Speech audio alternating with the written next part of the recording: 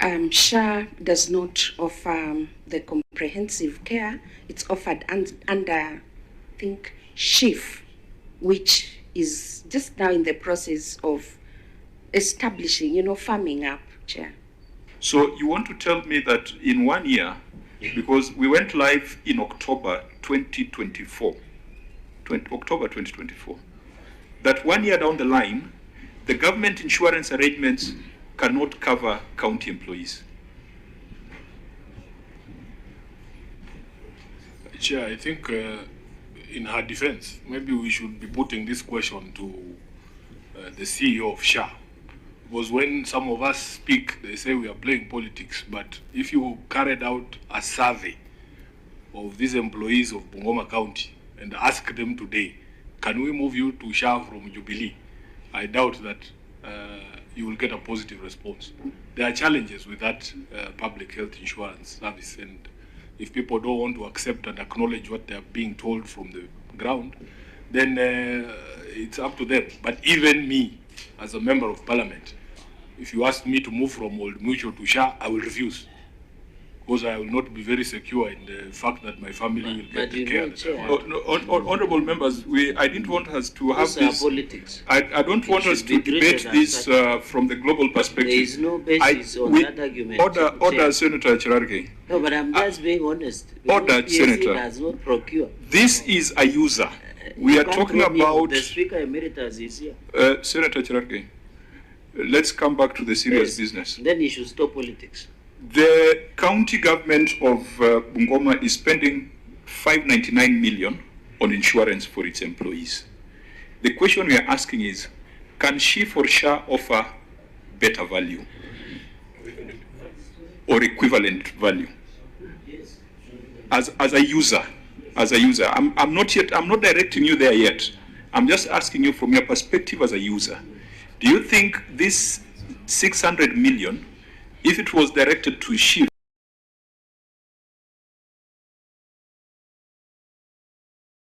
or SHA or whatever, it would be better value than if it was taken to a private sector player?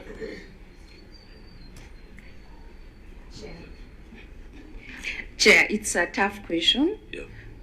It's a tough question, really. But so far, I can say for what we are using, Jubilee has done well for Bungoma County now. No, we have left there. I know Jubilee, I know Britam, all these are underwriters with capacity. The only reason why people don't get service is when you choose a lousy scheme administrator. Because the people who face the patient tend to be the scheme administrator rather than the underwriter. We have moved. Now we are asking, if NHIF could have a package for county employees, and we are told that this new arrangement is superior, why are we not going for it? Or are we saying that Sifuna is right? That's on the borderline between politics.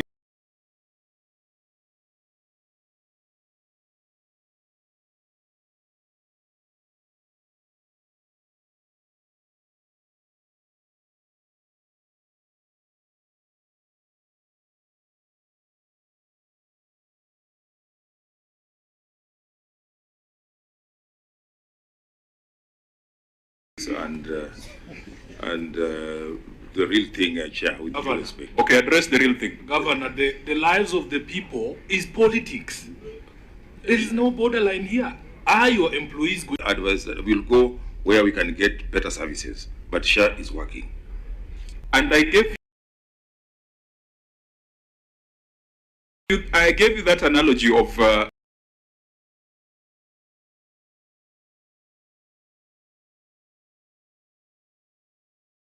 airlines. For me to fly Emirates, I had to write to you, Mr. Speaker. I had to write to you and say that I have a medical condition. I remember one senator wrote and was permanently on Emirates because she said that the seats on Kenya Airways were too small. And for 5 years she always flew Emirates. But it had to take an approval of the Speaker.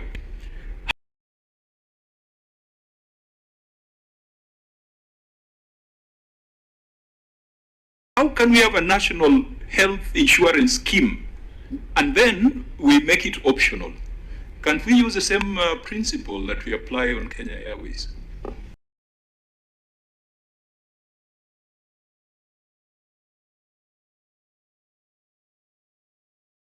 That's where we are going to go. Thank you, Chair. Okay, members, can we close this? Yes, finally, Honorable Chair, on the same wavelength as you've tuned in, I thought, and my good governor is government allied chairman of agriculture, this health scheme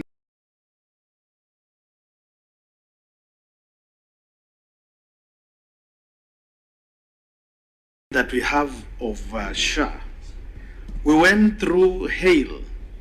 We were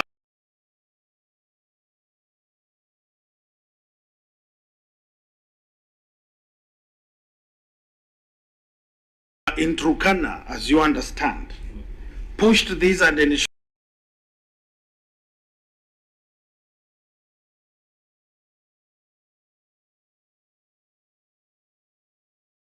that we put into place a well-coordinated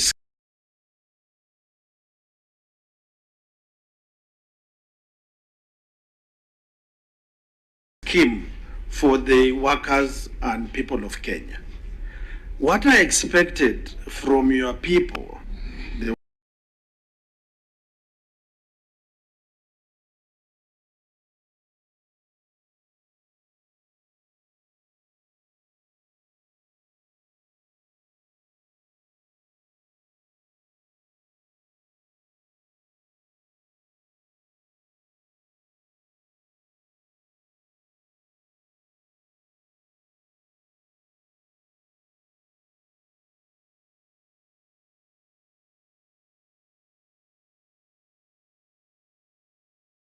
but people who work with you, is to do an analysis of service providers that we have.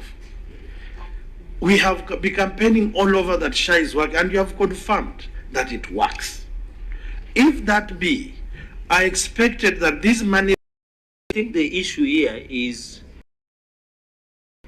they should. Are you answering Senator Sifuna? No, because the answer should come from the government. I'm not answering in any way Senator Sifuna. Okay. I'm just answering. You have put a question, and the governor is supposed to clarify on this. Is that what the committee is saying?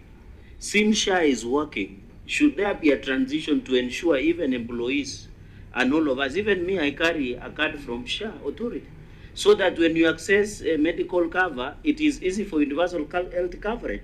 So what the Council of Governors and the Ministry of Health must sit and agree that since SHA is working, the counties must be part and parcel of it. But the point, Chair, you must also be careful is it also legally right to force employees to take a medical cover from certain, maybe Jubilee, from anywhere?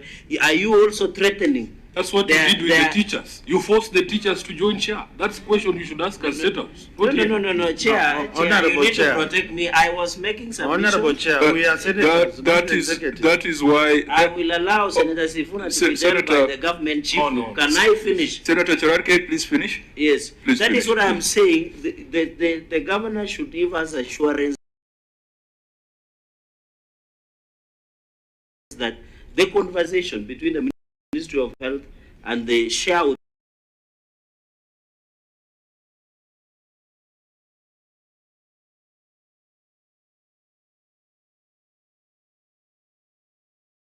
authority should ensure that the counties are part and parcel, and the package that is there is available for Bungoma residents, Nandi residents, and Kenyans.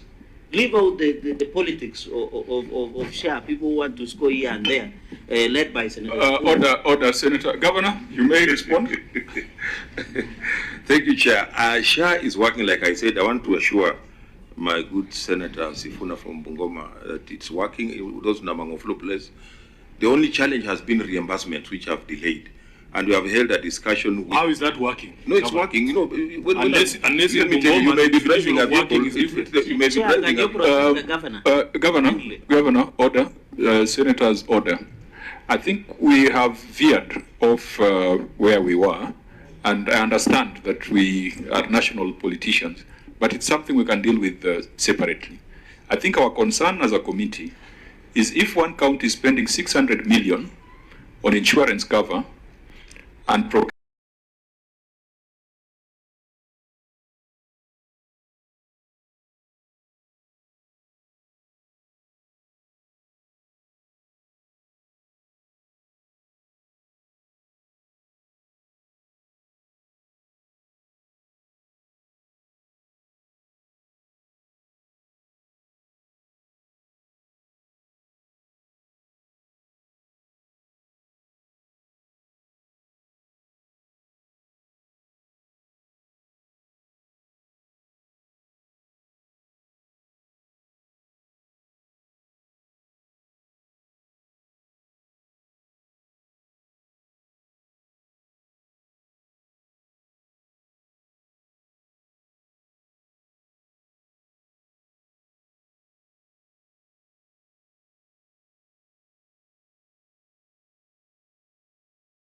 from a private player, which there's nothing wrong, assuming all counties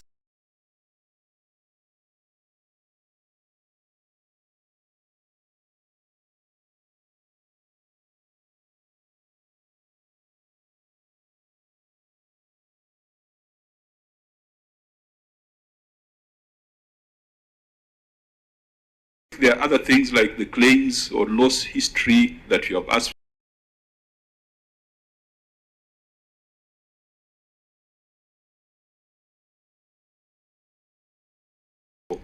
you will advise us having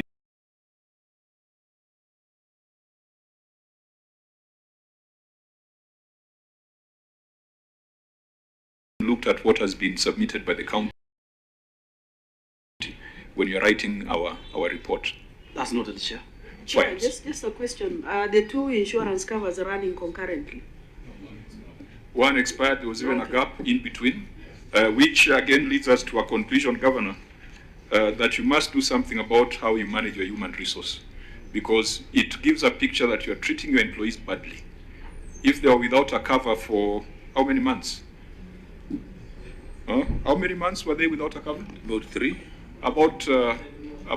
About 3. As an employee, if you're in that situation, you would easily resign and look for greener pastures. Sure, that's why we have said we have aligned now whatever we have with the financial year, so there's no gap. Now, 6.1 million is held by officers who exited service, and 12.1 million has been submitted for recovery. What has been the progress so far, OAG, so that the governor can address anything that is outstanding?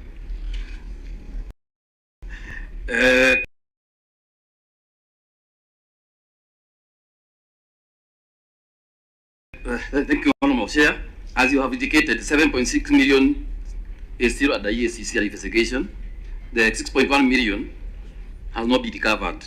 That relates to the officers that have since left the organization. What is being currently recovered is 12.1 million. And the management has given us evidence.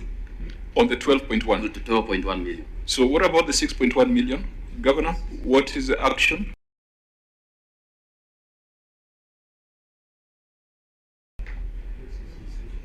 What action are you taking to recover the 6.1 million?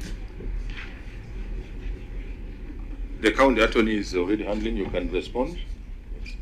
And please refer to the evidence in file.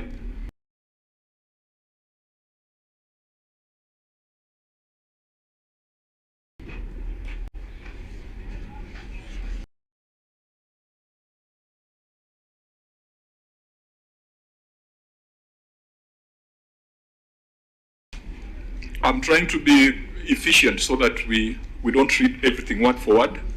There are matters where we'll take written responses. So just direct us to the action you're taking. Yes. Yes, thank you, Chair. We have, we did demand not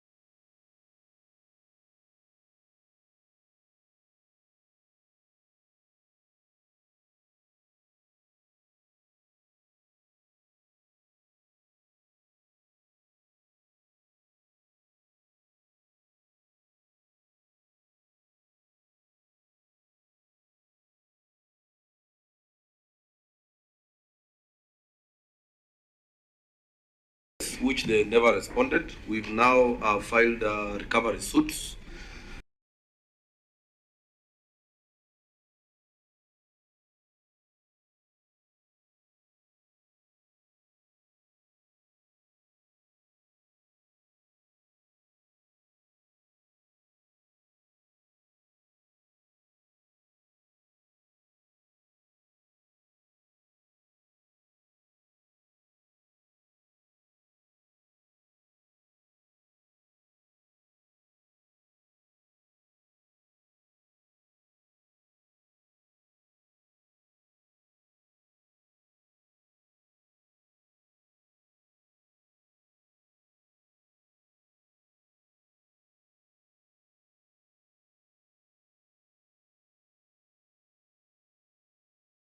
Staff always cite these things to enjoy like others.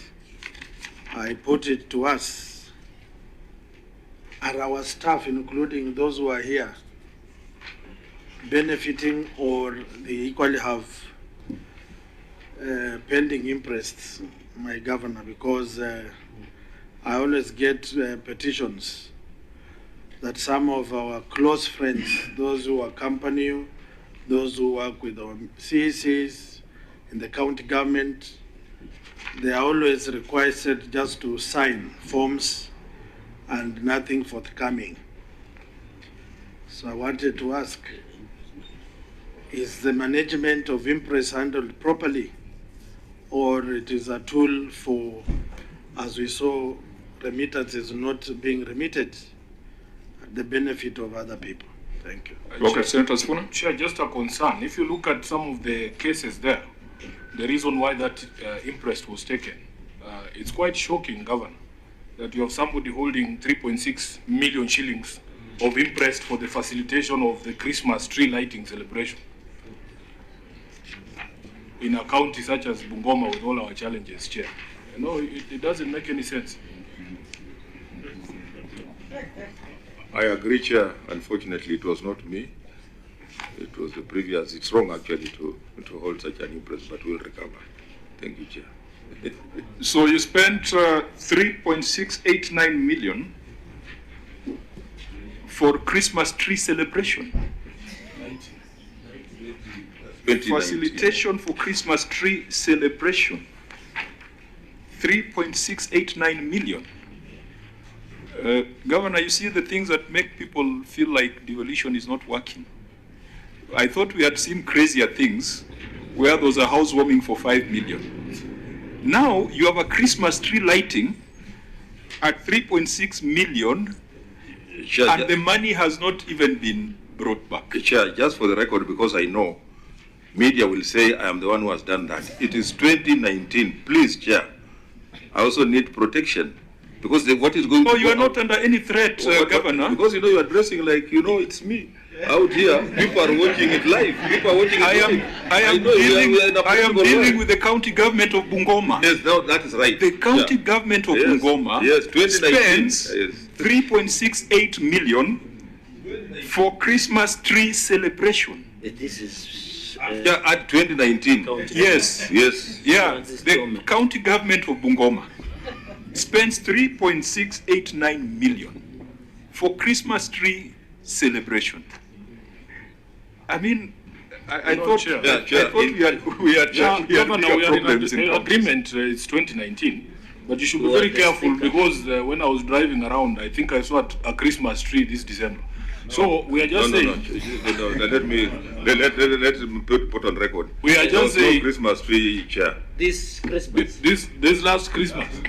Christmas tree. Okay. So if you saw any tree, it was not for Christmas. It was just a tree for.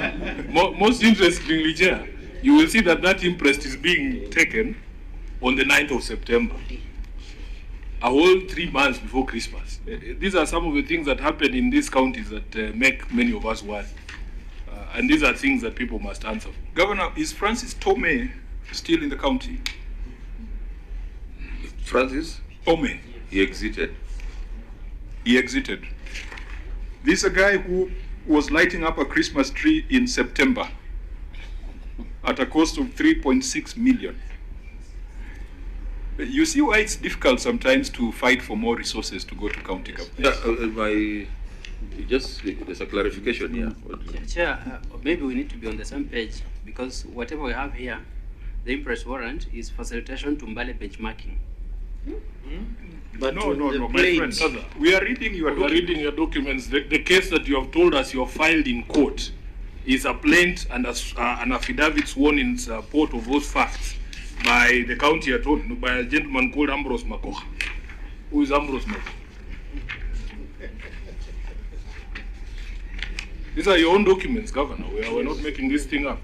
We are reading paragraph 5 of the plaint, County Government of Bungoma versus Francis Tome.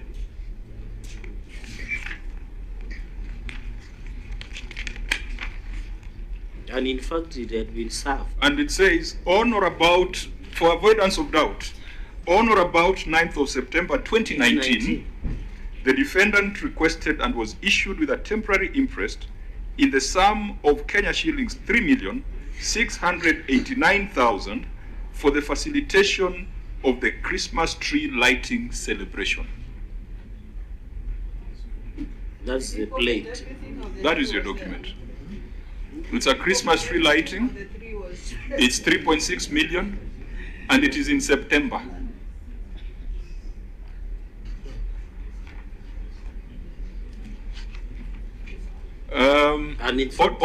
Honorable Chair of Public Accounts Committee of the Assembly, how do you allow yourselves to budget such expenditure? How do you sit down as members of County Assembly and say that we'll light a Christmas tree in September and we'll give the executive 3.6 million? How is this possible? Because the governor might argue that it was budgeted.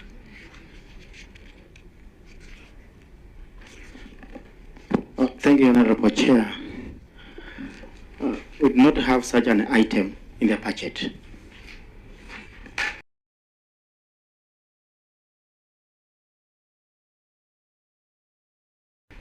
But 3.6 million was spent. Then that is fraud. Do you light your Christmas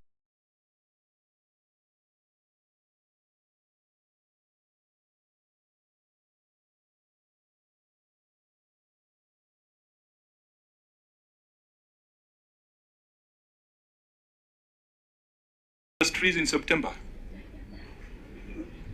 It's supposed to be in December, not September. Chair, maybe... Honorable Chair, I would like...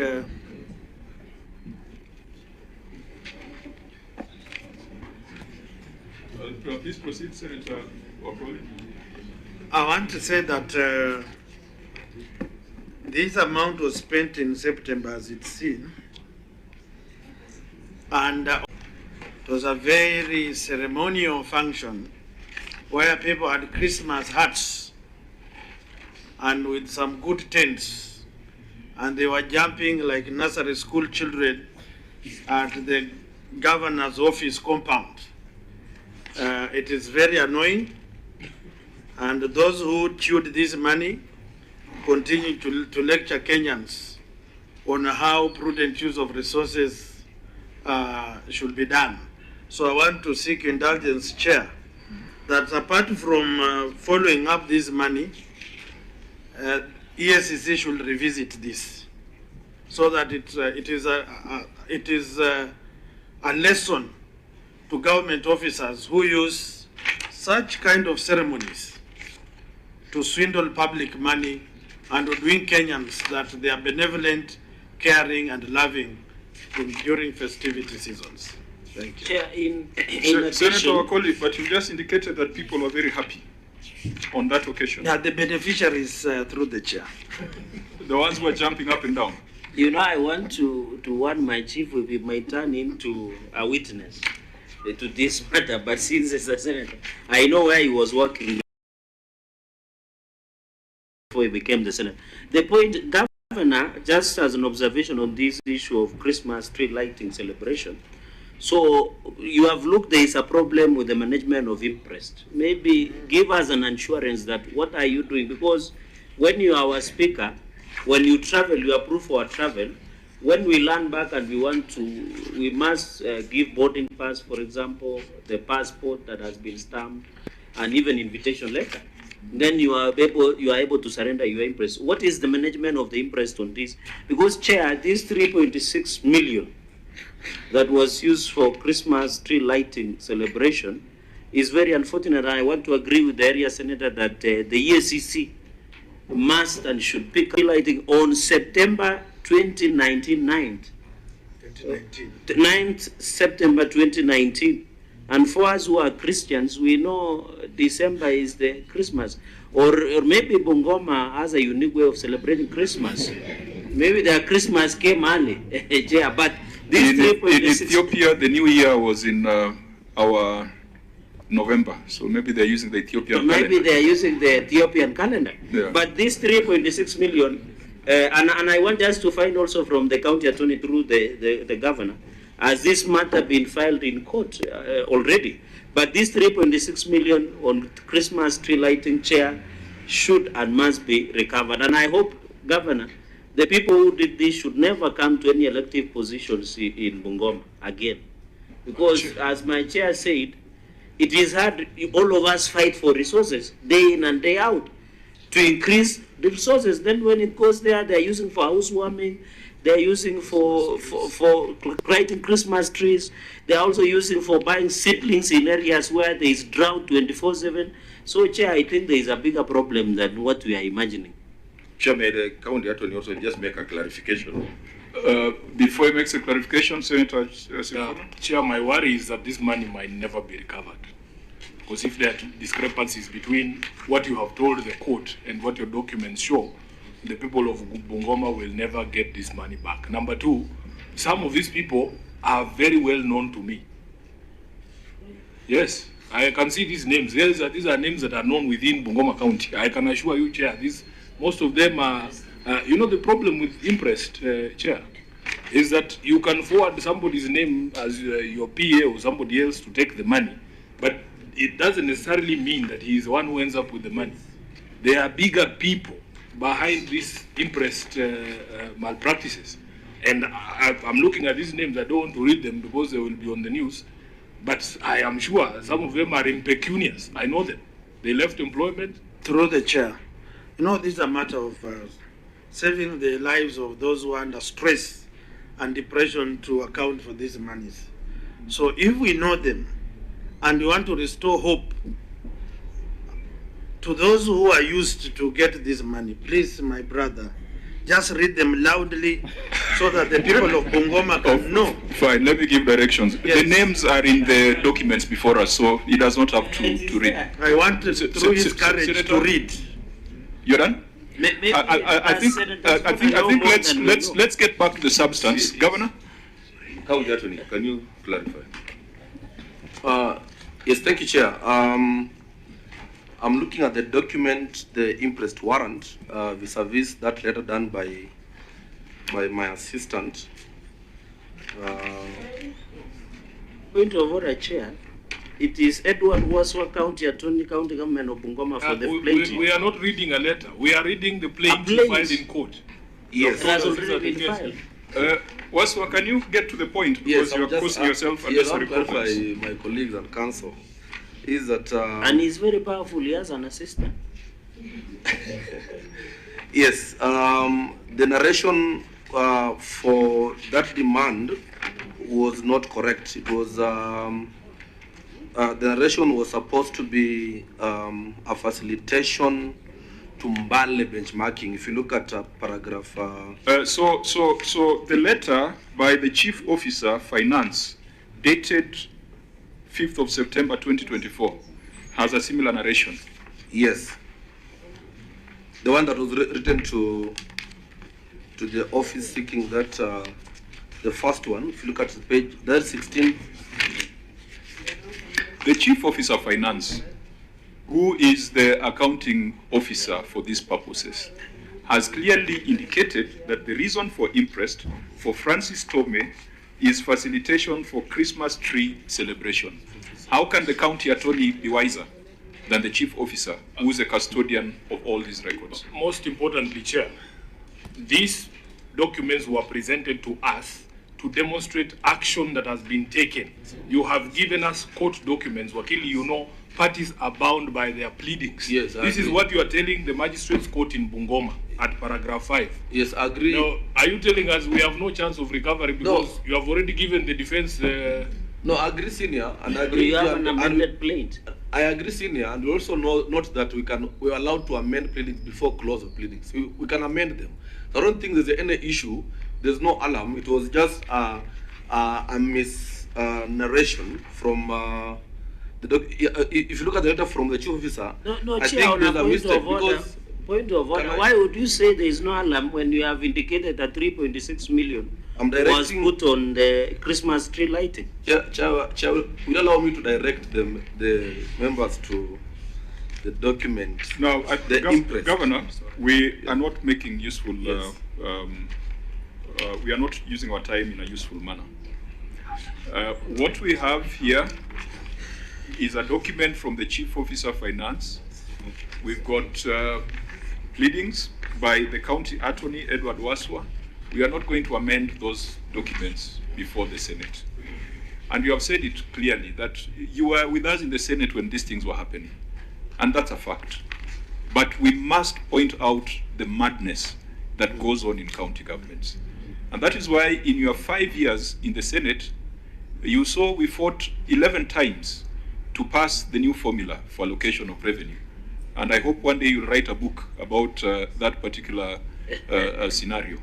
But if we do all that fighting for money to go to counties, to be spent in September for lighting up Christmas trees, I don't think that's the reason why devolution was brought in. I think on this matter, members, beyond relying on what the PFM regulations require for recovery, this is a matter that is unethical. This is a matter that must be escalated to the Ethics and Anti-Corruption Commission. I know they're around, and this is a matter that we must mark to them because it cannot be acceptable. Really, guys, diverting money for KIPES to go to borders, diverting money from executive to go to housewarming, at least there's a house you can see being warmed. But using 3.6 million for Christmas tree celebration in September, and the money remains unaccounted for. You see, that's the worst thing. If the money was drawn in September, used, the Christmas tree lit up, and surrendered, it would not be before us. So, Governor, it's a shame that these things are happening within the county government of Bungoma.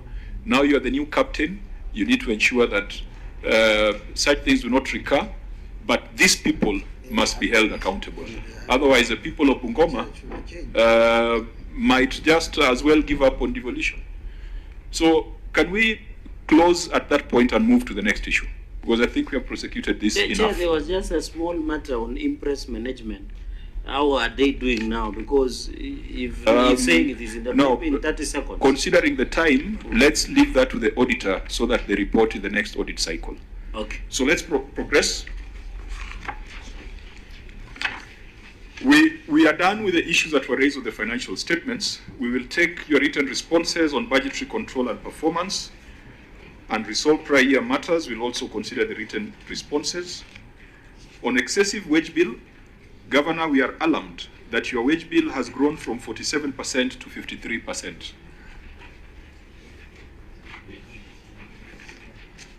We have gone to the report on lawfulness and effectiveness in the use of public resources. Now, as we had said at the beginning, we were concerned about how you manage your human resource. If 53% of your expenditure goes to employees, you have seen some of the gaps, unremitted statutory remittances, lapses or gaps in insurance coverage for staff. If there's something you must do, Governor, to stabilize your county is to change the way the human resource is managed.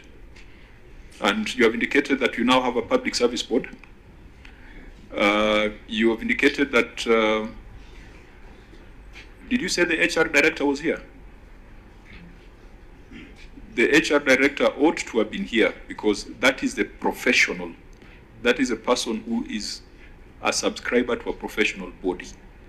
And we would be declaring her unfit to be a member, her or him, unfit to be a member of a professional body. When you have such issues, issue number one, excessive wage bill, HR. Number two, lack of ethnic diversity, HR. Number three, employees on long-term probation, HR. Number four, recruitment without approved staff establishment, HR. Number five, failure to reserve employment positions for persons living with disability, HR.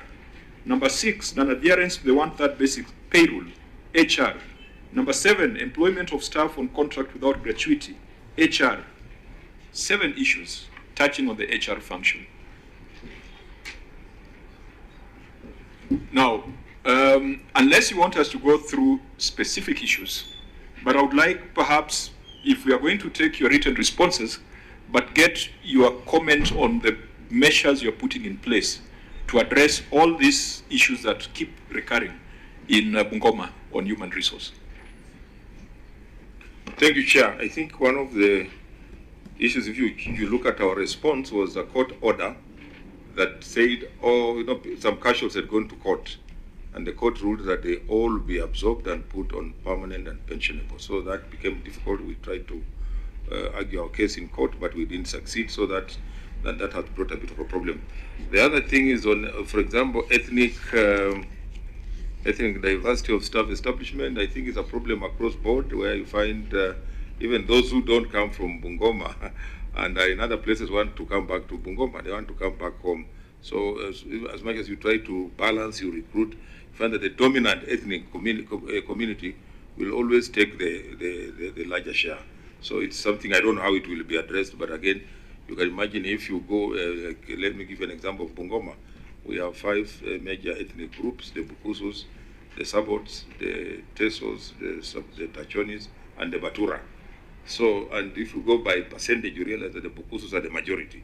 So when you employ, you realize that they will definitely be the majority, there will be a higher number. So it's, as much as we try our level best to accommodate even the other percentage, it's a bit of a challenge. The other issues are... Maybe just to be specific, yeah. How many employees do you have? 6,000. What was it, that number? CS?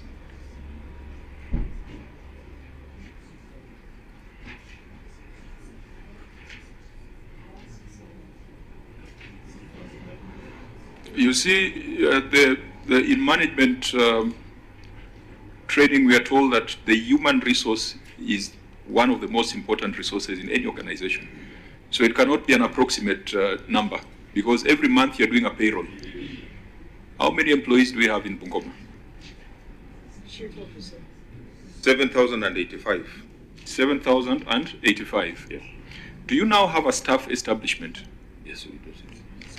We do, yes. Under your staff establishment, what is the ideal number of employees that you require to deliver services? CS.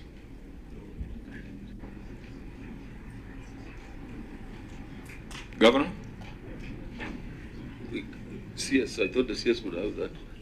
Yeah, because you're saying you have a staff establishment. The staff establishment is not just an organogram. It defines the positions required and the numbers required in an ideal situation.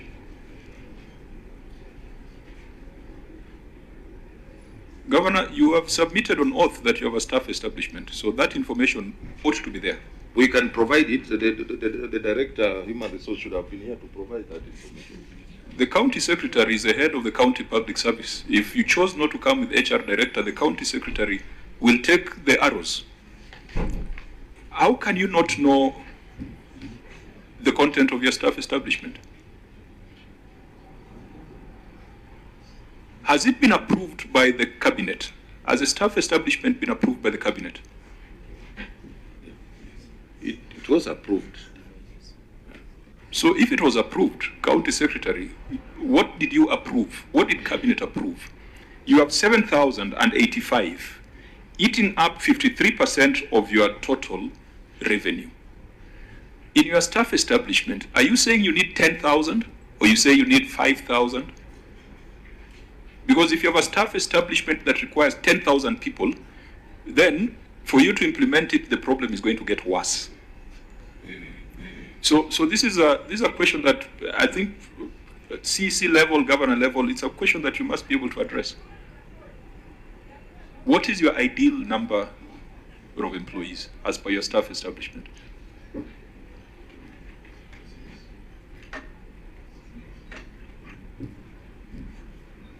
Is that staff establishment appended here? Because it was a substantive audit query. Recruitment without approved staff establishment. It was not put, I think it has not been put. So it means that that matter is unaddressed. Because the auditor had queried that you didn't have a staff establishment, it had not been approved, but in your response you're saying you have it. So if you have it, then that figure must be there. Now, Governor, you know, now you need to crack the whip. Because we know you. You have been with us for 5 years. If someone should not make you look like you don't know what you're doing. That information, there must be someone you're employing. There's someone you're paying a salary to have that information.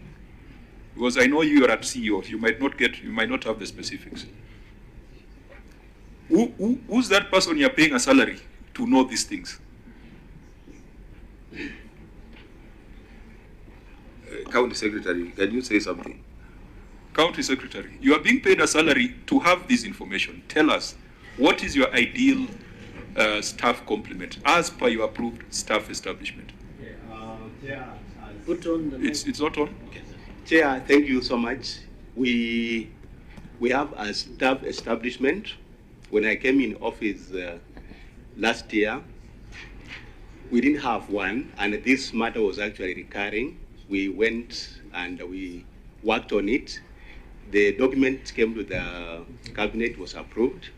We have 7,800. The 7,800 or 7,085? 7,085. But as we speak now, because of the issues that are coming up, for example, from the courts, where the court has now ruled in favor of the casuals, and that is around 463. Now we are having excess numbers because the court has directed us to employ them. No, that's not a problem. Yes. That's not a problem. As per your staff establishment, what is your ideal number? It's around 7,800. Are you saying something that is verifiable? You know, if you don't have it, you just tell us you don't have it. Yeah, I don't have the exact figure now because what we were doing was we were looking at every department, what is the optimal number. Like, for example, health, we have the numbers. So I don't have the breakdown to sum all of them so that we have the exact number to tell this committee at the moment. As the head of the county public service, isn't it alarming that you do not know your ideal county public service? That's an oversight, Chair. I think I will familiarize myself with the total numbers from all the departments now. Yeah, I think in your role, that's a number you should be working with everywhere you go. Chair. Senator Jarake? So you are saying sometimes last year you did staff establishment, but the year under review, you employed 642 without staff establishment. What were your basis that you are doing this employment, yet you have indicated on record that you had already through the cabinet the approval of staff establishment. So who are these 642? Is it part of the people who are casuals? Because Chair, if you look at in the report that there were 694 employees serving on probation for a long period, up to 20 years. So these 642, were they new ones, or was an addition of 694 employees who are on casual? Number one. Number two, what was the basis of the court order that you got? And then number three, this staff establishment and segregation of staff. These 7,085 chair, are they in permanent and pensionable terms, or the others who are on casual? If you can answer those three questions, Chair, would it be not? And finally, maybe the MCS, with this staff establishment, when you did the audit, were you able to see this document? Because it's just a document that should be provided. Chair, I yield back. Fine, you can have very quick responses so that we can go to projects. Yeah, thank you, Chair. The number that we have given, that is 7,085, it comprises both those on permanent and those ones also who are on contract. Now, the numbers that we employed last year, those were also casuals who had worked for several years, especially in the Department of Health. And my Honorable Senator, our colleague, is very much briefed to this matter. So that figure was more of regularization because they were also casuals. The other casuals, the 463, those ones were casuals who were working in the defunct system, and therefore they went to court in 2013, and the case has dragged on until it was finalized this year, and that is why we are bringing them on board. So those are the two categories of casuals that we are referring to. Now, honorable members, there was a payroll audit that was done by the Office of the Auditor General. OAG, can you confirm that it covered Bungoma County? Yes, it covered Bungoma County, Honorable Chair. We had agreed as a committee that all counties whose wage bill was above 50%, we were going to conduct an inquiry so that we deal with the specific issues, we get to the bottom of the problems, and we find out from the counties if there is any intervention that they need from the Senate. I want to propose that all these HR issues, even though we are going to consider the written responses, we are going to make specific recommendations, but Bungoma will be on the list of the counties that will appear before this committee to go through the payroll audit by the Office of the Auditor General. So I think the HR issues here some of them we have already covered. Employment of staff on contract without gratuity provision. I think that was the 549 million that we were talking about earlier. So I think that would be the direction. We'll take the written responses, make our recommendations, but have a specific meeting to address the payroll audit. Governor, again, the auditor is citing failure to provide monthly progress reports of procurement contracts. The person you pay a salary to provide monthly progress report, who is that person?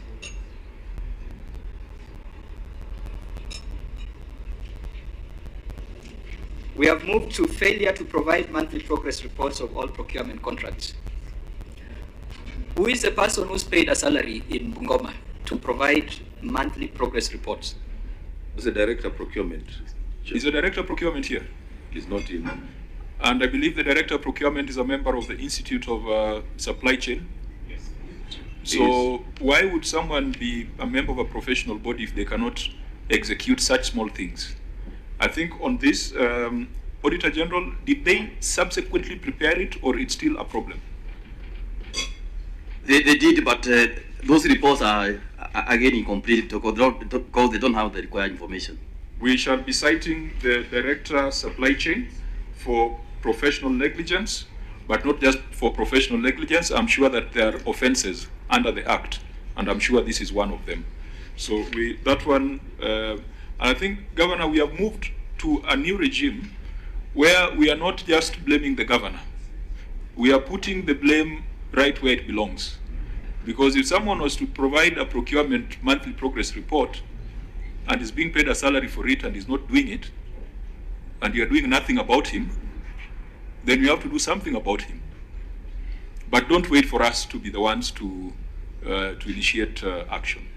So there will be recommending administrative action, professional action, or sanction, as well as the provisions of the Act as far as offenses are concerned. Project implementation status report, again, this looks like a procurement issue. Is that a procurement issue, or that was, who's responsible for this? Chief Officer Finance? Chair, it's the Director Procurement and Director Budget.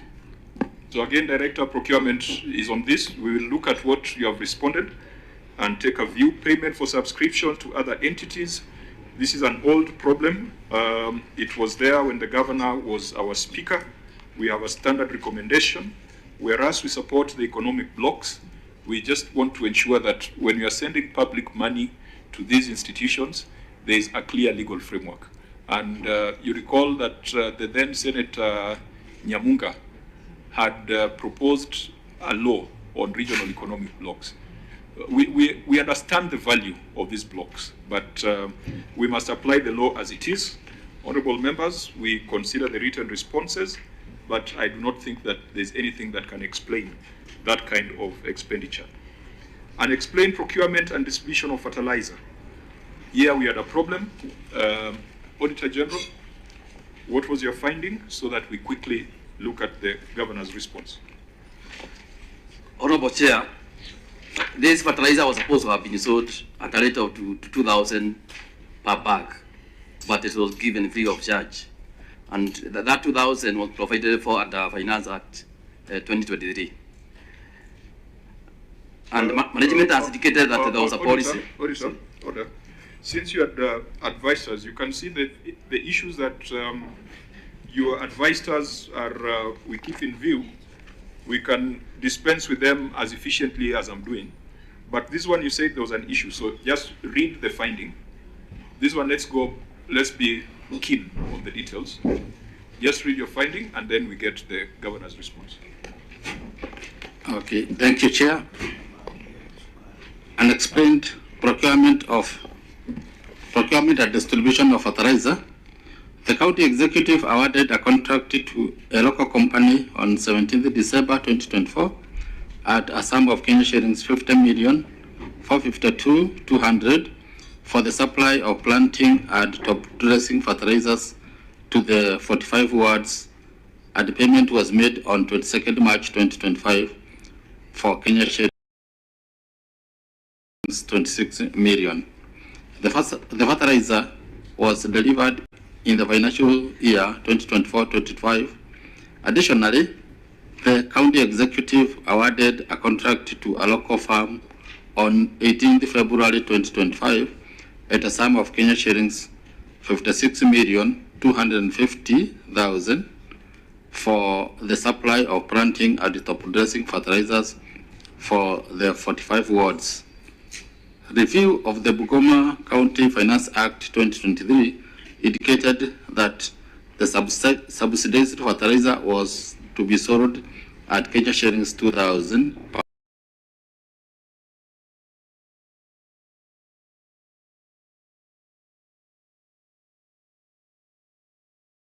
bag for planting fertilizer and top dressing fertilizer. However, no supporting documents were provided for audit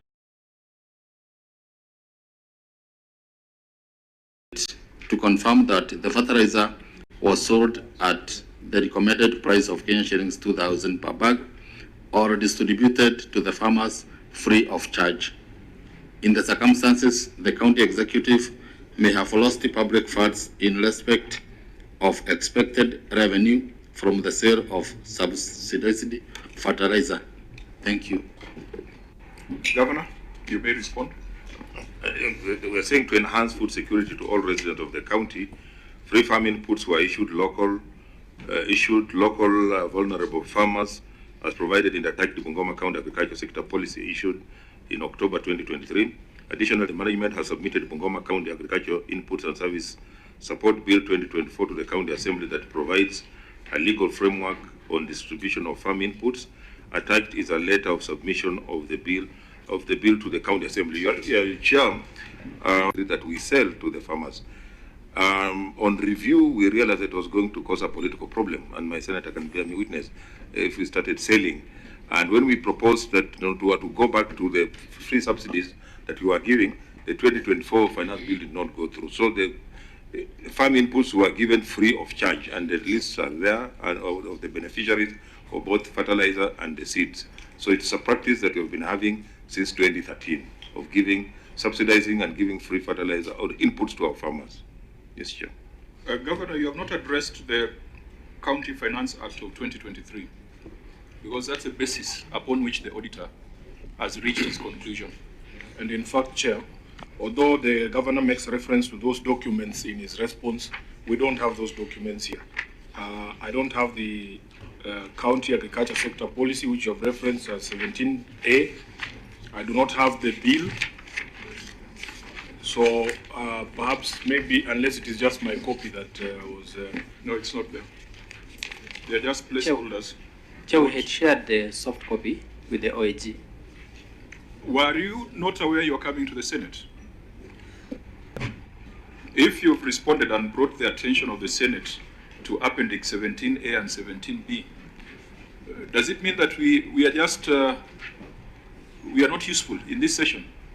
The OAG did their bit. They've done their audit. It is now in the hands of Parliament. That should never be an explanation brought before the Senate. Governor, you may need to guide your team. Also, Chair, my understanding of what the query was is that the OAG is telling us they don't know whether this fertilizer was given for free or sold.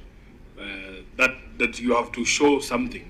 You have to give something to show what happened to this fertilizer, because it's a lot of money. 56 plus 26, that's almost 82 million. Through the chair, as Senator Sifuna gives his opinion, it's also prudent to find out. Government has been procuring cheap or affordable fertilizer to farmers across the country. Is what national government providing different from what we procure to give for free? And what informs us to procure what we have done and not tapping into the wide resource of government to import more at a cheaper price and give more to the people of Bungoma? Thank you. Senator Chirake? In addition, let me pick it up from where the area senator has left. I thought, Governor, the government through National Subsidy Program on fertilizer, and you know he has more authority because he's also the chair of agriculture like you, is through National and Cereals Produce Board. But when I see that you are using a local company, because we are paying 2,500 for subsidized. So does it mean they subsidize from 7,000 to 2,500? So does it mean, how do you procure on this? Number two, you have said there is a bill. Have you ascended it now into law, or is it still a bill? And then on the issue of the rejection, I think I've heard you say that the Finance Act of 2023 and 2024, you have just given us that there is a forwarding letter of a bill to the County Assembly, but you have not given us an assentment, because you are the one who should ordinarily assent this finance bill into the Act. So question one, this procurement from an independent instead of National Cereals and Produce Board. Number two, is this bill an Act now? And number three, you assented to this bill fully aware that you had indicated that you wanted to subsidize and sell it at 2,000 to farmers. And then finally, Chair, this list of farmers on 45 wards, how many are they? Were you giving a household or individual farmer? You know, there is a difference between the household and individual farmer. And you saw what happens to the seedling story of Mandera, where we were being told everything that is planted across the Dawa River was provided for county. But when it came out, it was not direct beneficiary to the farmers. So is it to the households or individual farmers, and how many are they in this across 45 wards, Chair? Okay. Because Governor, I think the point is made.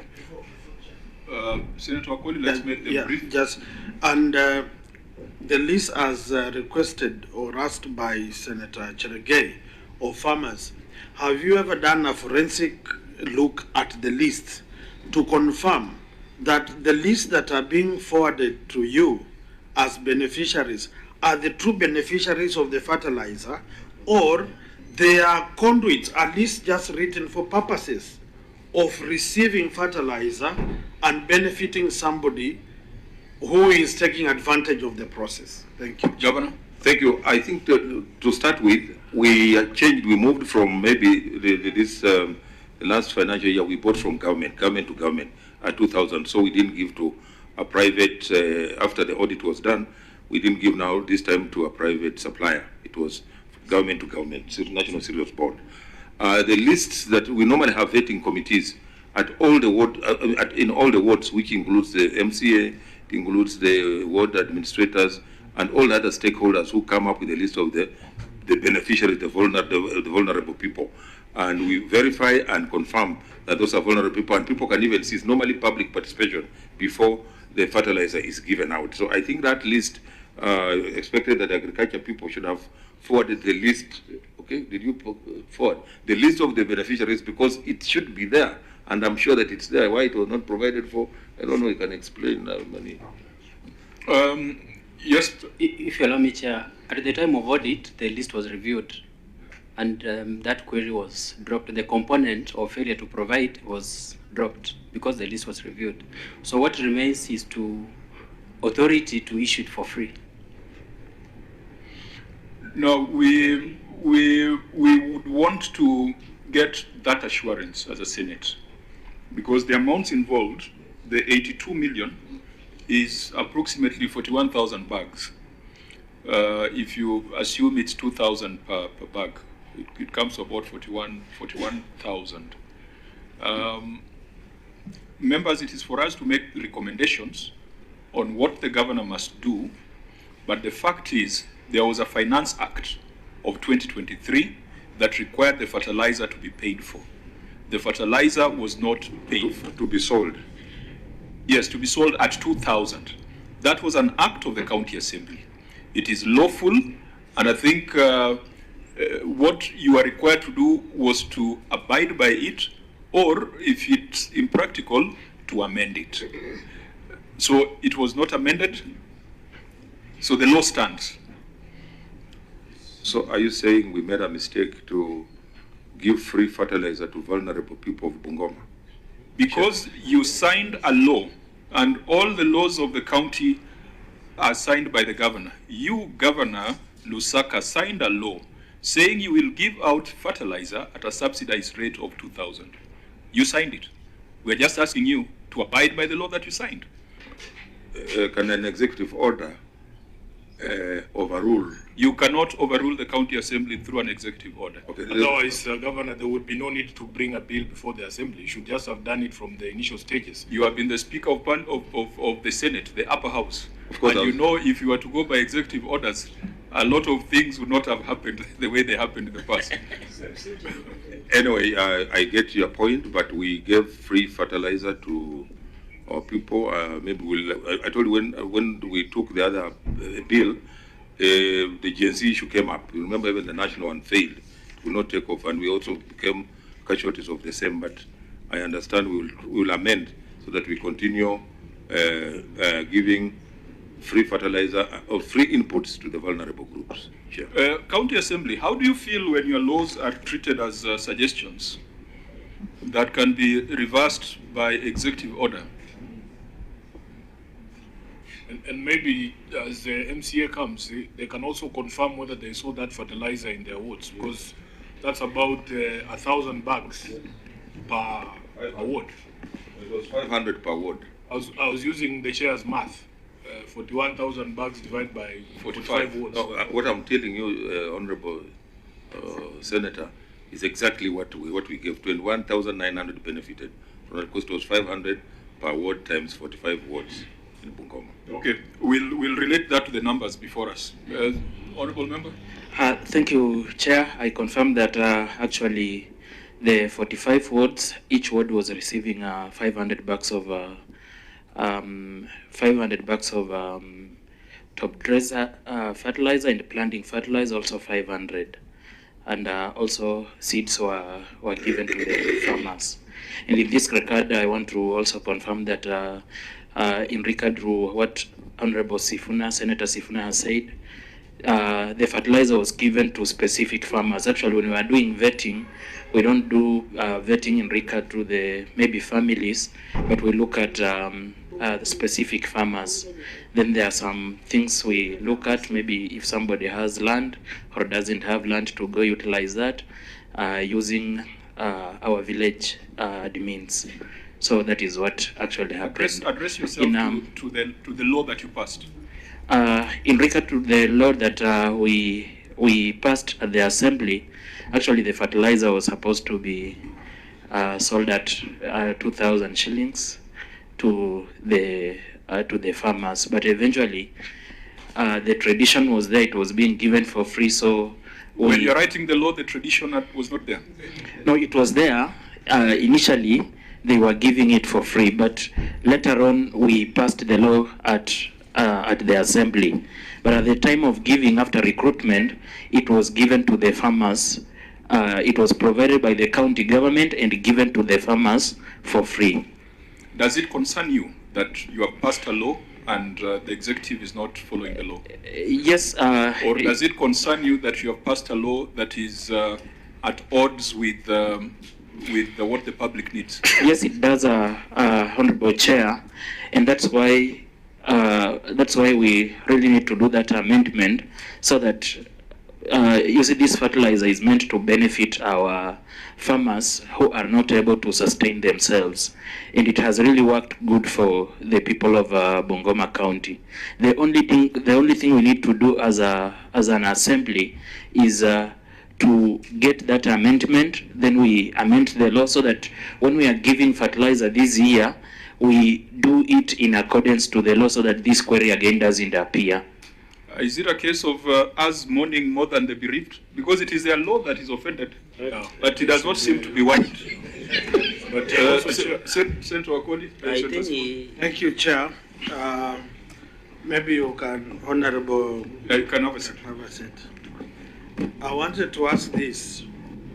When this law was made to pay 2,000 shillings, was public participation conducted so that the public approves that they must pay for services they are going to enjoy, so that it translated into pay, doing the same? And if you are going to reverse, are you going back to the public to say, forgive us for not doing what you wanted, allow us to amend so that you continue having it for free? Number two, in the Agriculture Committee, we have been pressing and requesting county governments to have a register of farmers, certified register of farmers, so that when you give subsidy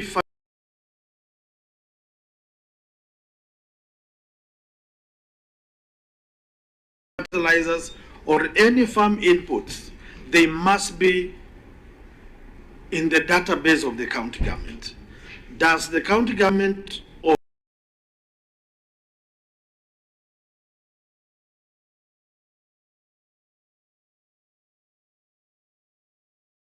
Bungoma have a database of farmers, so that at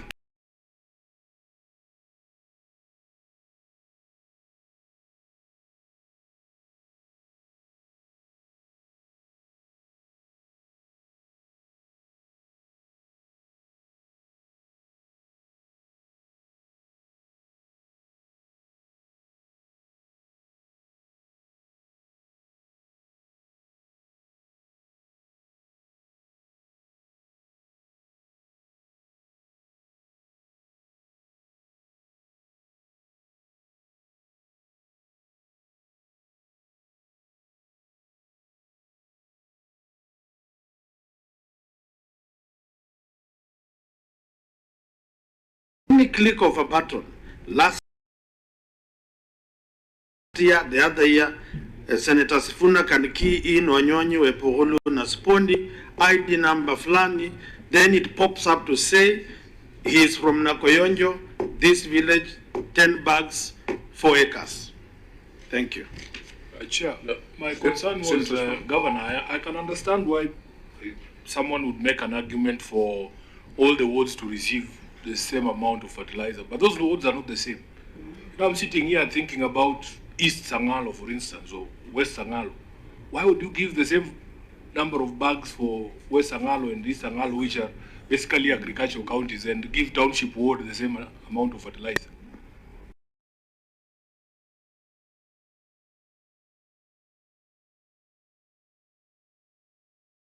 Chair, in fact, we have had that consideration where we said instead of giving fertilizer to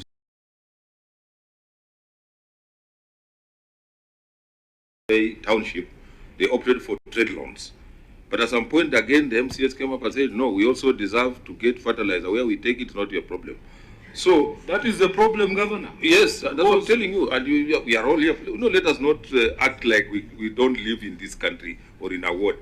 That was the situation. They said, give us the fertilizer. And if an MC says, give me my share of my fertilizer, as a ward, going to plant, they can do whatever. That is very dangerous because you are the one who's the accounting officer, Governor. You cannot accept somebody telling you, don't care or don't bother where I will take the fertilizer. This is what Cherargei was asking. No, that, you know, if you give some, the program was for free. So if you are telling me, unless they used it to grow the grass at Moi Primary there, I don't think why, I don't understand why you should give the same amount. No, MCS know that they will never be held accountable. To them, they are just playing politics. But you know, when the crucifixion will happen, you will only be the one crucified, not them. Unfortunately, that is the truth. That is what is on the ground. It is true. You know, let's not pretend like we don't know what is going on. That is the truth of the matter. Even if you went to, my senator was asking, if you went for public participation, no farmer will say, sell fertilizer. Reality on the ground. And sometimes even when we make these laws, sometimes we can make them and then circumstances change. Governor. Members, in mitigation, the governor is saying the county assembly or the county law was violated. I think it is upon us to make a determination and a recommendation, but the governor has explained the realities and the dynamics of that particular matter. Just to interrupt the issue of policy on distribution, on need, I think that's a subsidiary issue that we can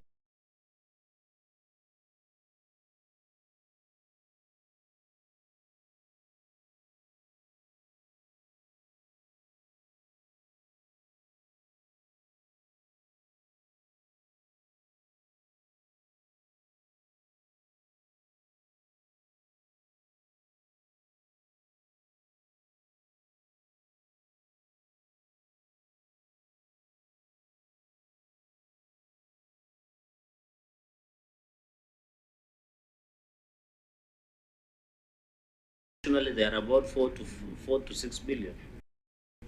Since you said you have the database, I think you can.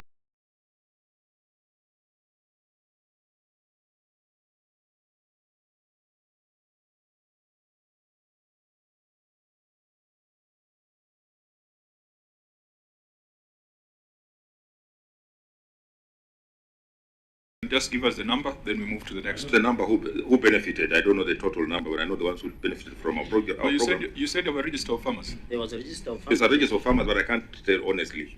I can't tell it off head now. I will be lying, and I'm on. Your CC agriculture is present? No, not here.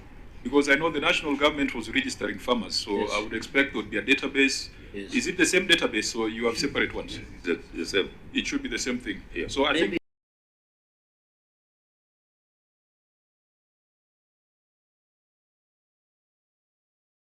That is something that can be established.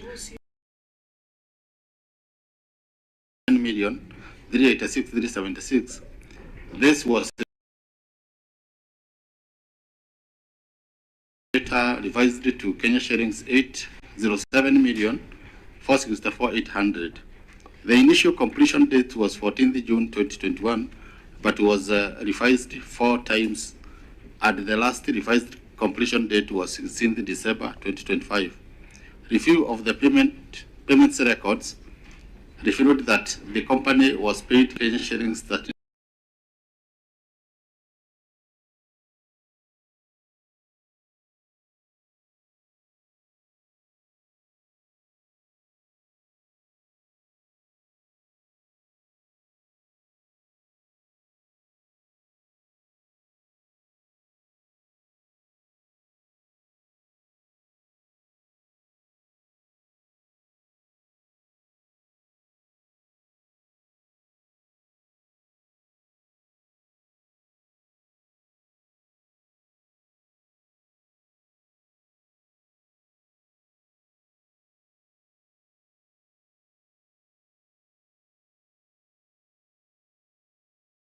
9,711,882 as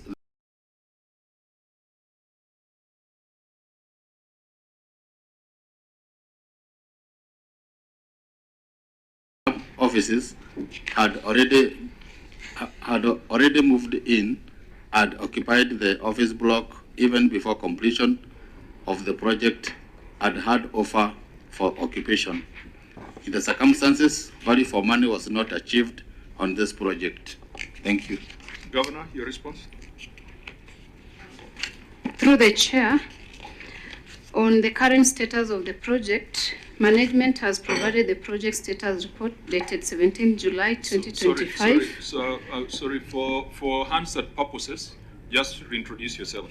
Sorry, my name is Carol Makali, CC member for finance. Okay, proceed. The management has provided the project status report dated 17 July 2025, and the report includes schedule of outstanding works. The project is 95% complete as per the attached project status report. Management has further provided minutes of the site meeting held on 21st February 2025, and in this meeting, site instructions were given to the contractor who was in attendance. Instructions have been highlighted on page 3 of the attached site minutes under Appendix 19B. On the title deed for the land, the stadium land is registered under the defunct Bungoma County Council as per the attached copy of the land search. No work was ongoing for almost 1 year and the contractor was not on site. The management is saying the contract for this project expired on 16 December 2025. The county government is engaging the national government to complete the remaining works. On the external fence, the wall refer is not bent but a slight curve on alignment to the existing boundary wall. The structural crack is an expansion joint between the columns and therefore not a structural defect. It is worth noting that the existing boundary wall is standalone element and not connected to the ground that is made up of debris deposit. There is no crack between the wall and the ground floor of the fence. On the county having offices already occupied, the contractor partially handed over the project on 23rd April last year after having been issued with a partial certificate of practical completion on 17th April 2025. The county executive has been facing office space constraints with a limited budget for recurrent. I submit, Chair. You see, this is a problem of, Governor, this is a problem when your team does not respond to the Auditor General when they're on the ground. The Auditor General saying there's a crack. Your officer is saying there's no crack. Now, who are we going to believe? Surely, why did this matter, why couldn't this matter be resolved at the exit meeting or management letter meeting, management letter level? How do we now agree that a bend and a curve are two different things? Yeah, actually, under normal circumstances, we should see the same thing. So let me ask the QS to explain. No, I think you need to be concerned the way I'm concerned, because if you are not, then we are not on the same page. We didn't need to come to Nairobi to debate whether it is a bend or it is a curve, or it is a crack or not a crack. You know, what amount of explanation will convince us when the auditor says there's a crack? Then now we say there's no crack. because the governor says there's no crack. And Chair, you know what is the most concerning? The people of Bungoma and the country at large, they're expecting a stadium. How is it that it is officers that were given priority? I don't think there's anybody sitting somewhere thinking we need the county officers to reduce the pressure on the county headquarters. We want a stadium.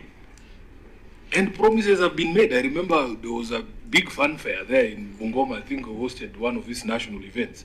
The impression created was that we were getting a stadium, Governor. What's going on? Chair, Governor Sifuna, when were you last to the stadium? No, I was at home in December. I didn't get to go to the stadium. But I'm just wondering, what are these things So, we're reading about? what I wanted to confirm is that there is a stadium. Yes. It's about what percentage? 95%. Okay, done, and with beautiful offices. So we can't just leave those offices unoccupied. I thought you were going to say a beautiful pitch. The pitch is, we had a challenge with the pitch. That's what I'm saying, Governor. We want a stadium. That is what a stadium is for. You can't say we have a It's stadium. like saying you have a hospital, but the kitchen is very It's nice. very nice. No. I think let's understand the spirit. We have a pitch which we want to improve. The pitch is LC Leopards played there with the Nzoya, and the canopy has been put. The pavilion has been put. So what we want to do is just to improve on the pitch. But the pitch is a working condition. You can play football there, and the stadium is there. All we're saying that now we also had offices there, which instead of just wasting, they are also occupied. But the stadium is there, 95% complete. Okay, so let's go back to the issues raised by the Auditor General. You wanted someone to respond? Yes, the QS. QS, please be very quick, because we had thought we'd be done by 3. Now we are way past 3. Again, just introduce yourself for Hansard purposes. Thank you, Chair. I'm QS Humphrey Selungi, in charge of Public Works.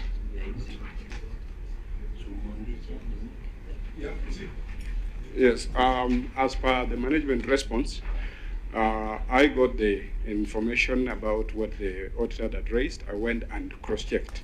For instance, we are firm that the ground and the wall are not joined.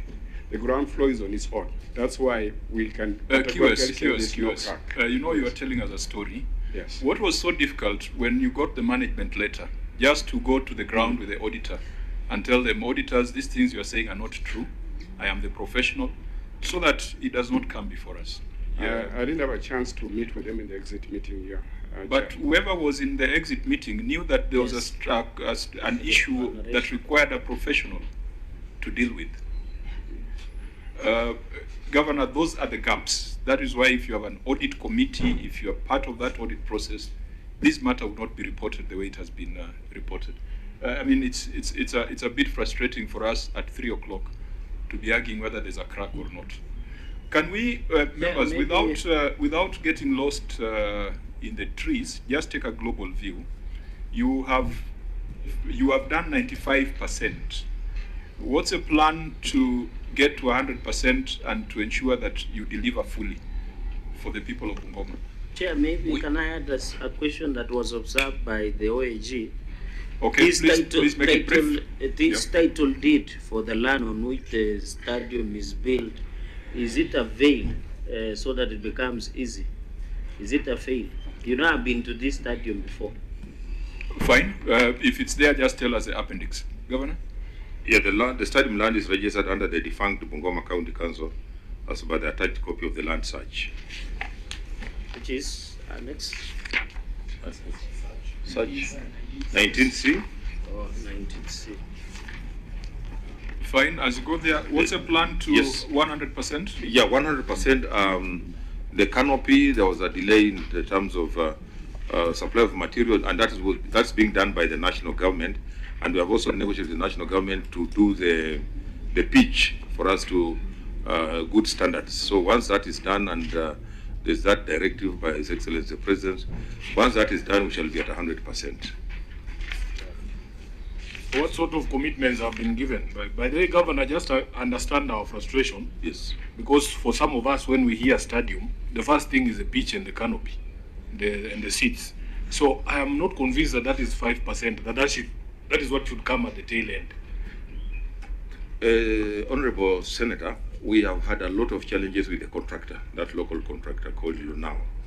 We've pushed left, right, even to get to where we are has been a big challenge. Even some of these audit, the queries that you are seeing here have been as a result of that particular contractor. But we have pushed until where we are, and that's why we said now for us to be able to conclude, because like you're saying, even as we want a stadium, our focus is the 2027 AFCON. We are also waiting to be part of it. So we want that pitch done, and that's why the pitch, that's why we have, as the national government, and there's a commitment that they are going to do it for us. Honorable members, maybe finally, Senator Wakoli. I want to ask my people, these offices that we are enjoying the ambience, do they have water, sewage facilities to allow our officers to use those facilities? Governor? The county secretary and those who are living there are here. They can they can tell us whether there's water or not. The county secretary is the one leading the Sorry, through the chair, when my people in Bungoma are watching, yes, they'll be watching him answer this question so that... County secretary, direct to the point. Yeah. Chair, I want to confirm that we have clean water and a sewer system. I am also a beneficiary of that temporary arrangement. So we have the facilities, the way Honorable Senator has asked, we have them. Thank you. Okay. Chair, I want him to expound on the temporary arrangement so that we move to the next level. You know I come to that pitch, right? Yes. So I can fly this evening and get you off guard. So please tell us the truth. Chair, Honorable Speaker, Honorable Senator, you are most welcome to my office and you will enjoy the facility. Order. Address yourself to the committee, please. Yeah. That is a stadium, my friend. That is not your office. Address yourself to the committee. You'll be safer that way. Thank you, Chair. What I can say is that we don't intend to have the stadium as offices. It was a temporary measure, as we also make arrangements to have now a few offices that are there to relocate. We had a challenge of paying rent where we were in the old building where we were renting, and therefore, as we also normalize, we should be actually moving out from the stadium. So the stadium remains a stadium. Thank you, Chair. Through the governor and my chair. It was to be your final question. Yes, final question. Which water line are you using to facilitate the use of that stadium? Koika. I think there's Koika, the line from Koika, Koika 2 is the one that is going. And actually it came when we were doing the preparation of the Madaraka Day. That's when we made sure that the water went up to that place. Number 2 is we are putting up an administration block. Why the county sector said it's temporary is because that we are putting up an administration block. Once it's completed, then it will be all officers will move there, and then they will leave the officers for the stadium to be occupied by other officers. Fine. So we have auditors as boots on the ground, and they can confirm whether what the governor is submitting is accurate.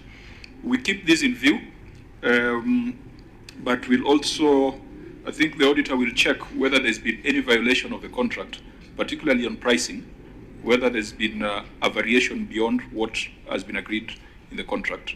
Is there anything like that, auditor? No, there was no problem with the valuation. It was well done. Okay, so it's just the workmanship and the value for money. Yes. Fine, we keep that in view. The High Altitude Training Center, I think directly, Governor, you have spent 30.9 million on a high altitude training center, but it has not been put to use. There were a few things that had not been completed, but I want to confirm that phase 1 has been completed. It is equipped. The gym is well equipped. The hostel is now coming up, and the phase 2 we are going to do the track. So it's a matter of just launching it, then we'll be able to. So it is not complete. It's not complete as yet. Reported by the Auditor General. Phase 1 is complete. I don't know whether the auditor was there, whether it saw anything. Auditor, there. Since it's phased, maybe we can keep it in view? Yes, Honorable Chair. Fine. Chwele Vocational Training Center, the project had stalled, even though 5 million had been paid. The total contract sum was 30 million. Governor, has this made any progress? The Chwele VTC. But give them, let me see. Chwele. This should have been completed in 2020, 14th October 2020, when we were with you here in the Senate. Yeah, maybe let me give the CC education also to. But 5 million was paid during the year under review. So, CC, again, reintroduce yourself. Okay, my name is Engineer Agnes Wachia, CC Education and Vocational Training. I have been in the department for 1 year.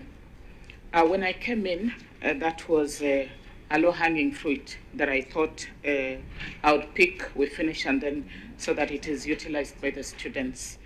But that was not the case because the contract had already elapsed. That was the contract was between May 2020 and October 2020.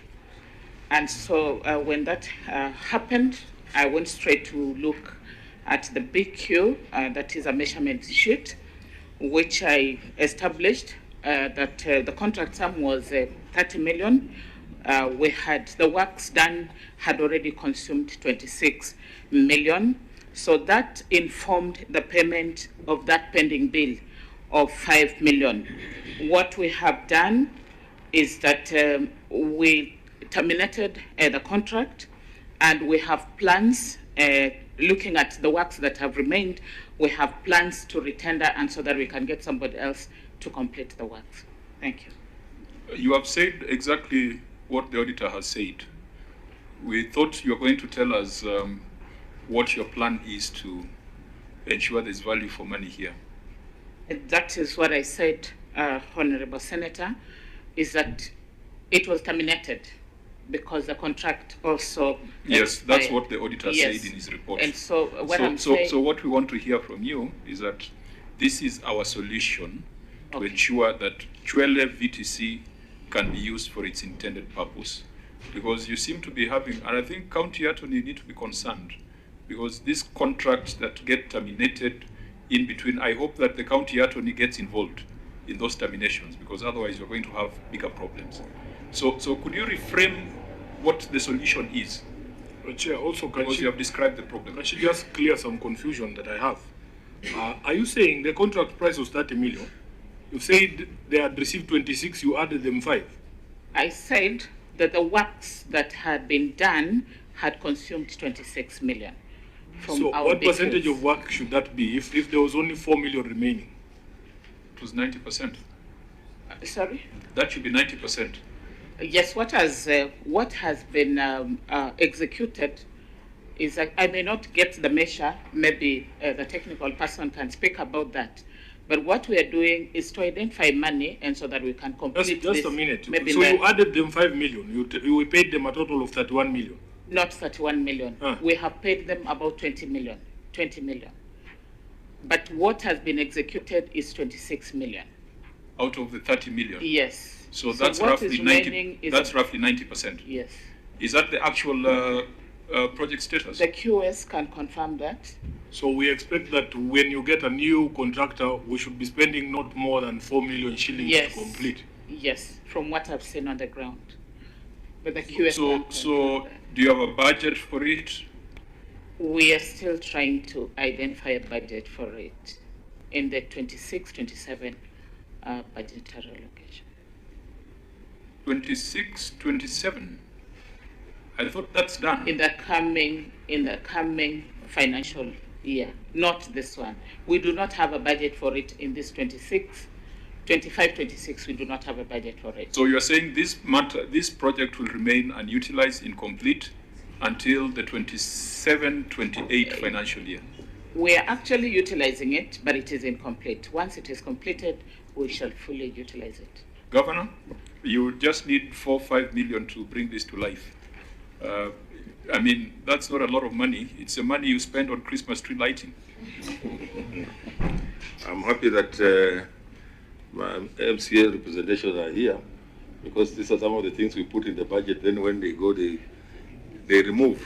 So I hope that they can see that this is urgent and important that we are able to complete. Yes, Chair.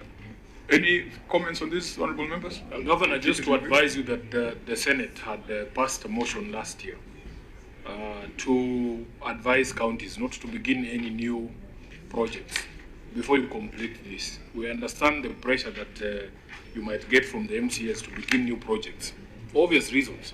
But I think this one is very unfair, that you have almost gotten to the end of the contract itself, the construction itself. There is absolutely no reason why you can't get that 4 million shillings to complete the vocational training center before you begin any other projects. I agree with you, Senator Sifuna, that should be the position, because starting any new projects now may not see the light of day before we get into elections. Okay, I think we will keep this in view, but emphasize that it needs to be prioritized. We know the impact a VTC has in an area. It really stimulates the economy. So I would expect the MCF or Chwele to be, or representing that area, to be ambassador in the assembly when it comes to budgetary allocations. Let's move to completion of governor's residence and deputy governor's residence. A long narration there. First of all, Auditor General, can you confirm that the budget for these residences are in line with the resolutions of the Senate? Yes, they are.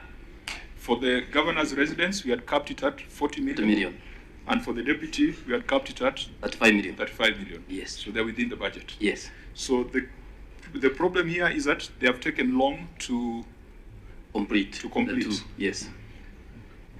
For the governor's residence, it started on 14th of August, 2023. Yes. So, Governor, this is your project. It's your project. Yes, it's my project. We've had a bit of challenge with the contractor. I think he got too many contracts. Therefore, his performance has been pushing him, but at least there's something going on now. What percentage? Oh, it's indicating 55%. Is that the percentage even as you speak? Yes, that's the percentage. Nothing has moved since no, December? 60, sorry. So the contractor is back on site? It's back on site, yes. Is that the same case for the deputy governor's residence? Yes. The contractor is back on site? Yes. Honorable members, unless there's an issue, we can keep this in view, considering that it's going on, and at least they're within the ceilings that we had prescribed. We went to a county where they had spent 200 million on the foundation for a governor's residence. So at least we don't need to dramatize this. The CAIP, County Aggregation and Industrial Park. Is this also work in progress? Yes. What work in progress, the contractor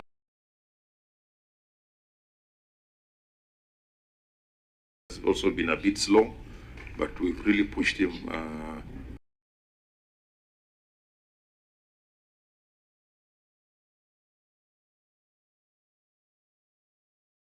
We're hoping, we gave him some milestones, we're hoping that he can be able to deliver. The auditor queried the title deed for the land.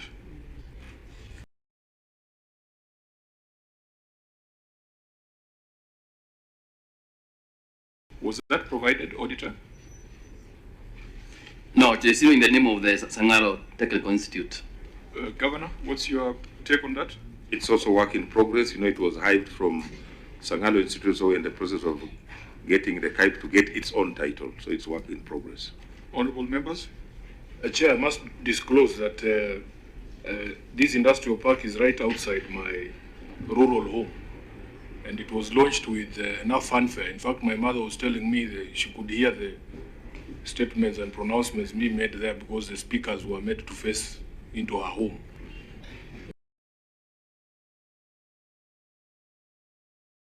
For political reasons. But I was there. Safuna should have better if she attended. Just a minute. Yeah. In future, encourage her to attend. Yeah, I can confirm that this one I saw with my own eyes in December. There was no contractor going on. I think the only things I saw there were toilets. And somebody will tell us that is phase one. How can phase one of a county aggregation park be toilets? Maybe so that I don't look biased, let me give my officer, the QS, who is the project manager, to tell you the current position and what is happening. Unless you have built something in January when I left. But when I was there was nothing, Chair. Yeah, QS, first of all, is a contractor back on site? Yes, I wish to confirm, Chair. Work is going on as we speak? Going on. What has been achieved so far? He has finished all the main builder's works. Now he's on the roof, fabricating the steel roof works. He has brought in the design for approval. We are giving him within this week for the final. You put it at what percentage? Right now he's at 60%. At 60%? Yes, Chair. Chair, I want to Senator ask, Okel? why is the contractor slow? Because that is what the public feels, comparing ourselves to Kakamega and other counties, Gishu. Why is the contractor slow? Chair, I imagine it was a bit of capacity challenges, but the way he has picked up now, I'm expecting the next 3 months to be out. The way he has picked up now? Yes. So you picked a contractor that did not have a capacity? We follow the documentation, and we do also the... But that goes back to due diligence, Chair. Chair, let me help my QS. That's a big challenge that we're having in the counties, where you get contractors, documentation is perfect. They even give you financial statements. This governor, through the chair, you know the Americans are watching. You want our people not to be going to America. No, they will go. Unatoboa sira ya Wakenya, which is dangerous. Yeah, nyumba. Can you use a better example, chair? And you know Senator Sifuna is a friend of the Americans nowadays. So, anatoboa sira. Or if you want to go to Uganda, contractors are not presenting the correct position. Because you realize, and my roads engineer is here, somebody presents very good documentation, but unless it's paid, he can't move. You unless you pay him, he just waits. So we must look for another way of identifying the real capacity of the contractors. Because this contractor came, the document looked well, and he looked like he can perform. But then he has had a lot of challenges, and that's why we are where we are. We would be where Kirinyaga is, where Migori is, where Embu is. Since almost every county has an issue under KIPES, or every county that has appeared before us, maybe we might, as a committee, call for some special audit on KIPES across the country, because it's not yet time for a performance audit. They've not started functioning. So we can keep this in view, because they have confirmed that the contractor is on site, and so Senator Chirati? Maybe, Governor, there are some of your colleagues who have appeared here and they sometimes feel that KIPES is not necessary. What will be the value addition to the business and farmers and the people through the chair and the people of Bungoma? Is this necessary? Will it do some change around? Because some of your colleagues are arguing that they were never consulted. The designs were poorly done, like in Makweni and other areas. Maybe just Chair, in 30 seconds, you can tell us whether this aggregation park is a necessity in Bungoma and whether there will be value addition on which type of goods that these KIPES will provide to the people. I think we did agree in COG that they were necessary in all the places, and governors, most governors were launching them. So when you turn around and say now it doesn't add value, I think it's double speak.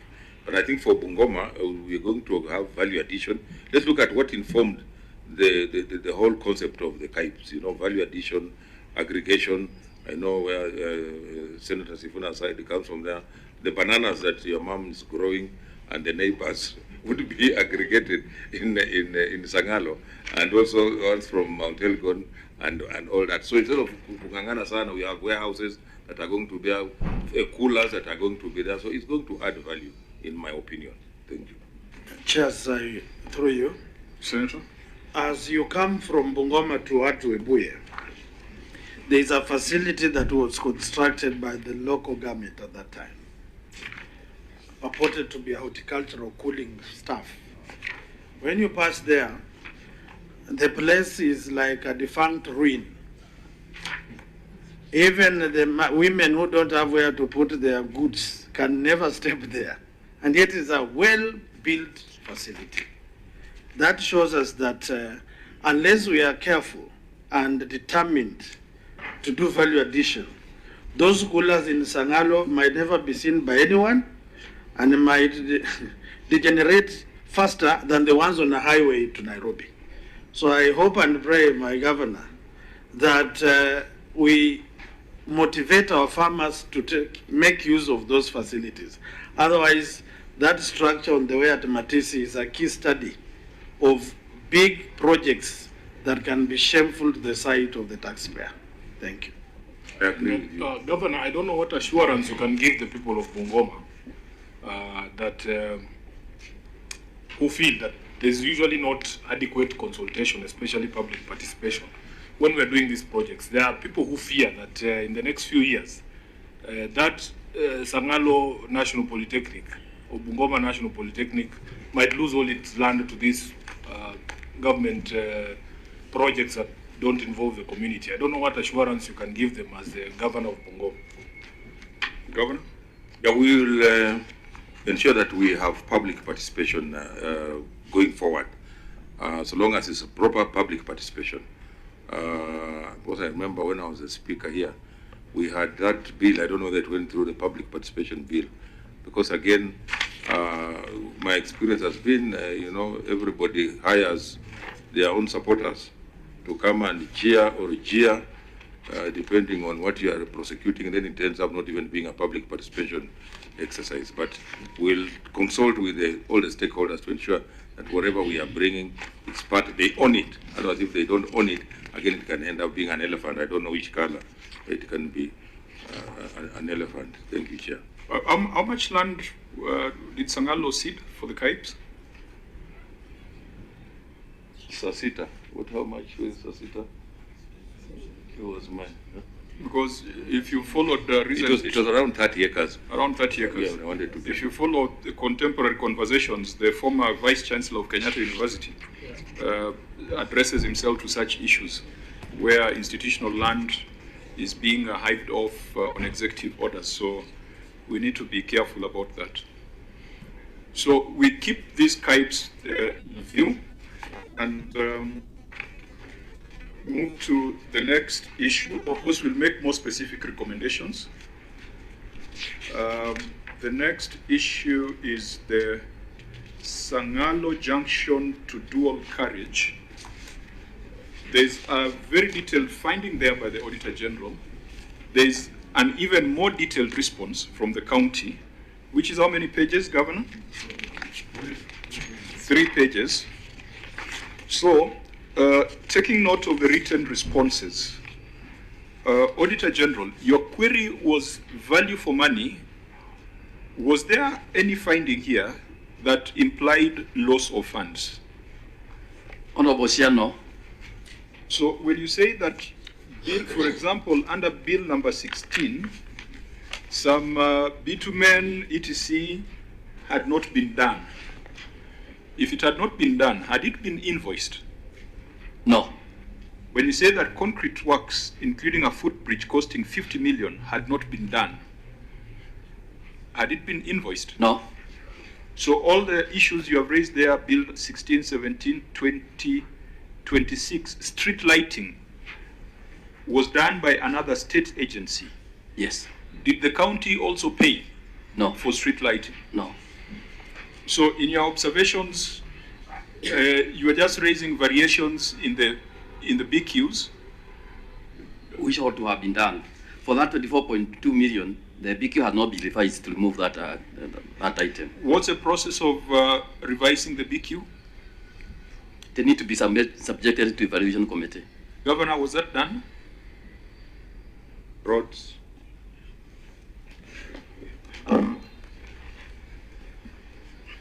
Thank you, through the chair. We did not revise the BQ because the contract already lapsed. The contract lapsed in 2022, and the street lights done by the national government was done in 2024. If you are supposed to do a bridge at 50 million and it wasn't done, are you just going to say, fine, it wasn't done, so there's no need to revise anything? Chair, in our initial variation, the footbridge was removed from the contract. Yes, I think that's a process that we are talking about. Yes. We did an evaluation, and the aviation committee was there, and the footbridge was removed. So why didn't you explain that to the auditor? Because the auditor says you should have done that. You didn't demonstrate that you did it when you came for the audit. Less was not supplied with the variation contract. Auditor General, am I asking what you asked, or I'm asking for new information? Yes, we are doing the same. We did the same ourselves, and that was not explained. It was not explained? Yes. So we take, for instance, the 50 million bridge. You see, the public will conclude that the governor ate the bridge. I was going to ask if the county government now says a footbridge at Chebukube is not necessary. Is that what you're saying? No, Chair. When the contract was being varied, there are quantities that were removed. One of them was a footbridge. That's not the question. Do the people of Bungoma, because Chair, there's a very busy market that's on the road there, do the people of Chebukube there still need a footbridge on that road? Yes, they need a footbridge, and in our submission and handover of the road to Kenya, those are the part of the quantities or scope of work that we told them to do. Through the chair, I want to ask, and I don't know if this works. You know, there people are back on that road, and the public does not even understand who is working. When did this agreement, or when did Kenya take over this facility? When a contractor had not done what we agreed that he should do, and looking at the millions, 1.something billion given to them, they have not done what we had expected them to do. Is it in order? We have not, even the street lights, as you say, they are concrete posts funded by the national government during Madaraka, consuming a lot of our taxpayers' money. There is no cabro around that road for people to walk. The drainage is pathetic. There are no rails. My friend, how can we allow such people to go scot-free and just hand over a 6-point-something kilometer to national government? Governor? And who are these evaluation committee? We need to know them. Under whose instructions are they following to change that thing? Probably, Chair, that's put it in context. When we inherited that road, when we came in, we found a huge pending bill. Most of the works that were done had not been paid. So what we did is to first of all pay for the works done before we then give them instructions to do work that they are ought to do. For example, they had not done the second layer, but we had not even paid for the first layer. We cannot tell them to do a footbridge, and we have not really paid for the first layer. Because when they do work, we measure, then pay. Do work, we measure, then pay. So most of the works, even right now, certificate number 8, 9, and 10 has not been paid. Through the chair, last year, that road had manholes protruding on the road. Manholes or potholes? Manholes, and at some point, potholes. So there was a collabo between manholes and potholes. And at some point, those manholes were flattened, and people started marking that road. The public rose up against it and asked, why are you marking the road, and yet part of the work has not been done? That exercise stopped. Today, they are now recapitulating with a thin layer of what we call Pokot. Looking at the sides, no drainage. On the side of West Kenya, Mteremuko, down West Kenya, that water is bringing down people's houses. We cannot allow the contractor to go scot-free. If it's a Chinese, Honorable Chair, the Chinese fella must be brought to be seen in public so that people know this is the Chinese person who is taking off with our money. Thank you, Chair. So Chair, for the record, when you see the Chinese was pointing at me, I'm not the Chinese, right?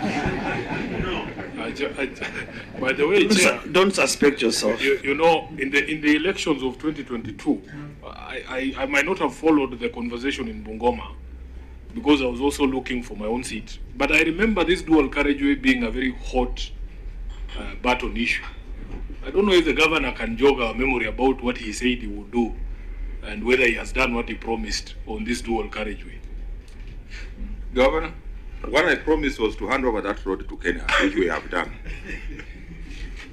From the initial Senators, you seem to know much more than the governor is.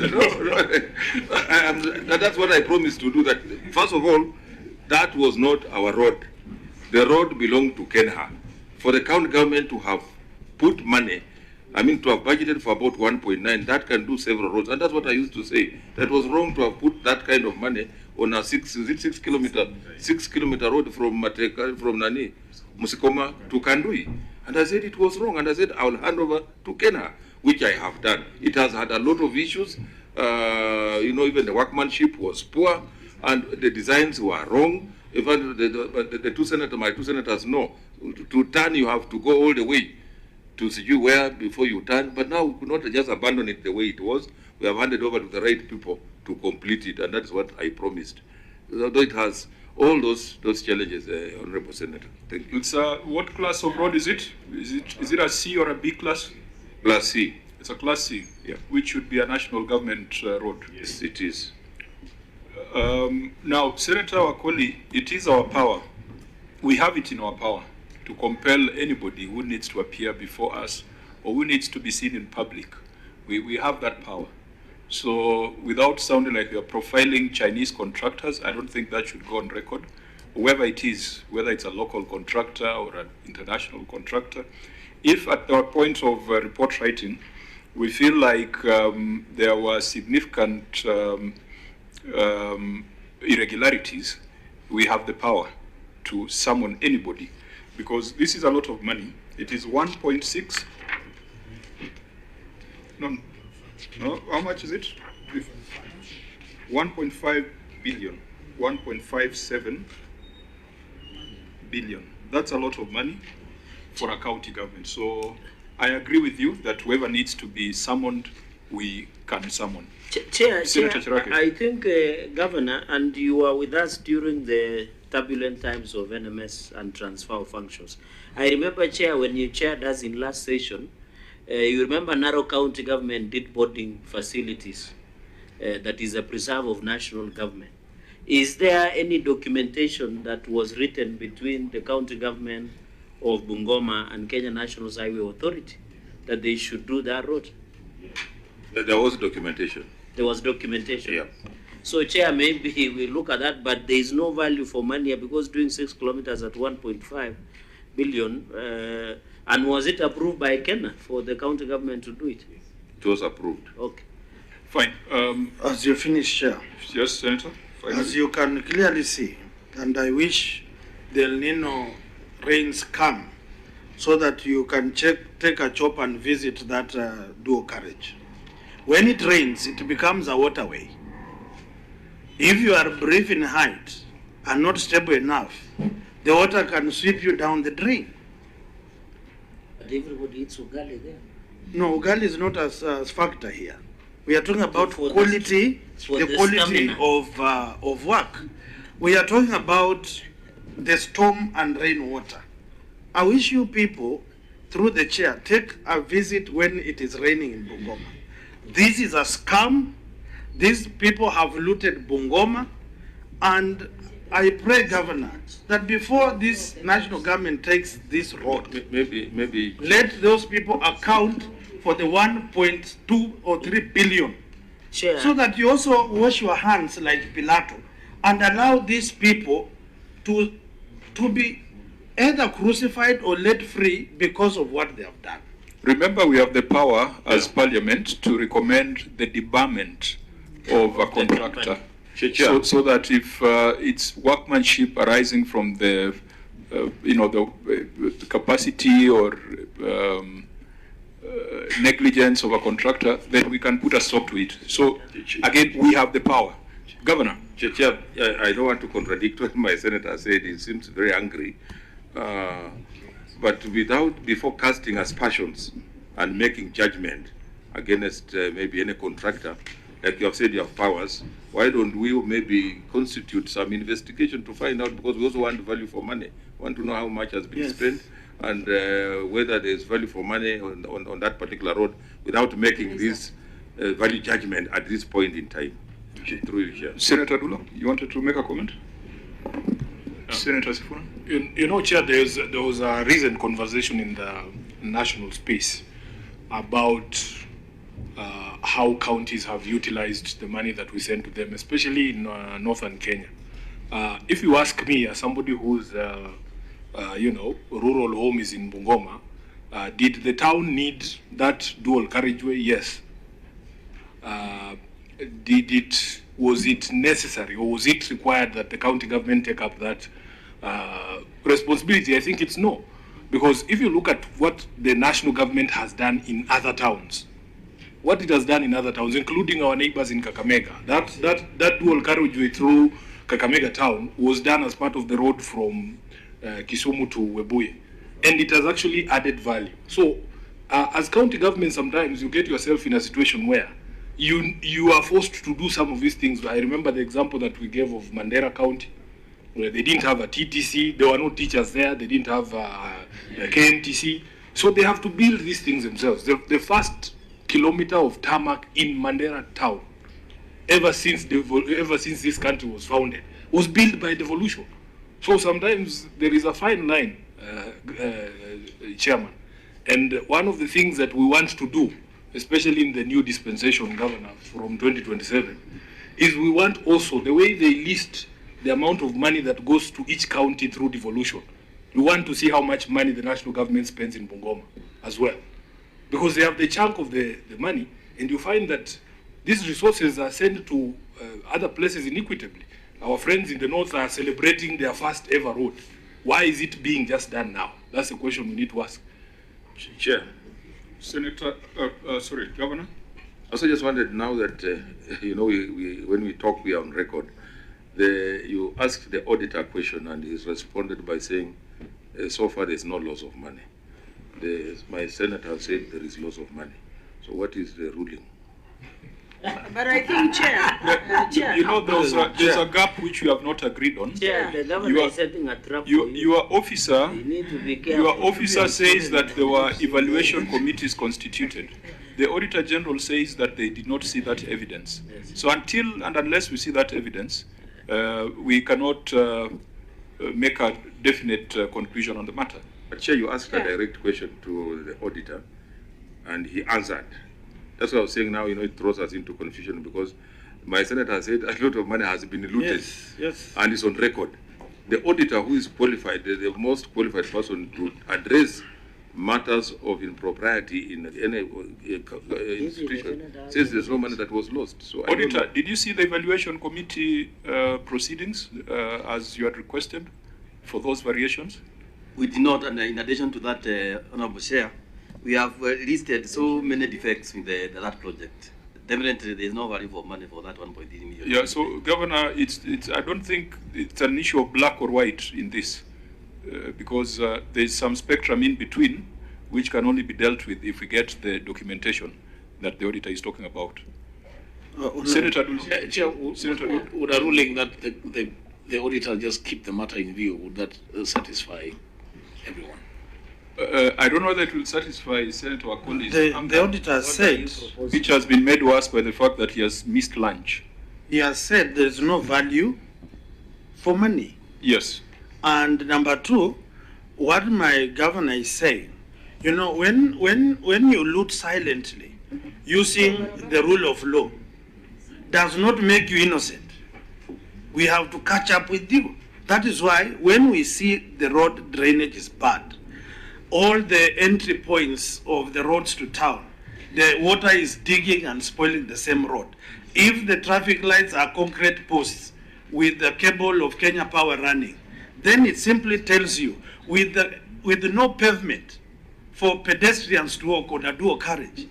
We have planted palm trees on the sides of the dual carriage without proper drainage. What are we saying? There are standards. So where I sit, I have every right to represent the people of Bungoma and say, with the billions pumped there, we need a third eye. That's important. Senator Dulo? Chair, I would advise Senator Wakoli, if he can bring a statement on the floor of the House when we open, then we summon actually the CS and also the technical people to give us evidence as far as documentation is concerned. And they can also send maybe inspectors to go and look at that particular road so that Bungoma people can be satisfied. Chair, I also want to agree. My Honorable Senator raised actually a statement on the floor of the House in transport, and we came and responded. The county came and responded to it that time. ESCC are also seized of the matter.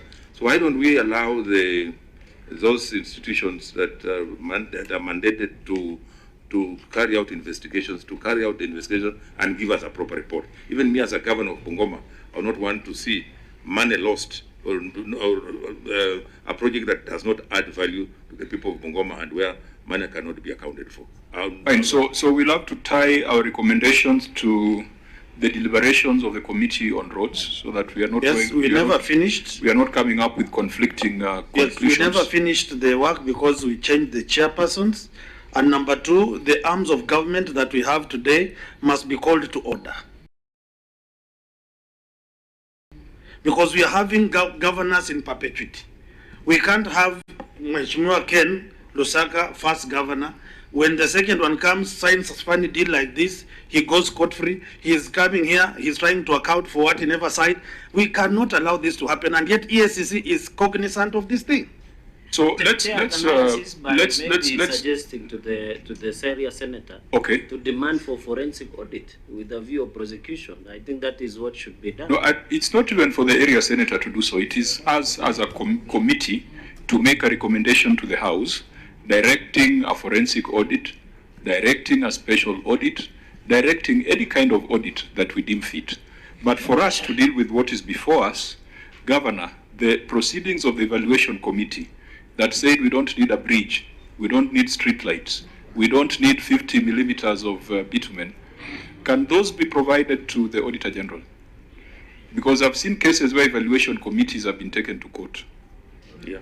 So can we get details? We shall provide. So that we know who sat in those evaluation committees that decided we don't need a footbridge at 50 million. And so let's first look at the documentation, confirm that everything was done lawfully, and then go to the next level, whether everything was done effectively. That is a value for money question. So members, when you're writing our recommendations to the House, let's apply our minds to this so that we give actionable recommendations.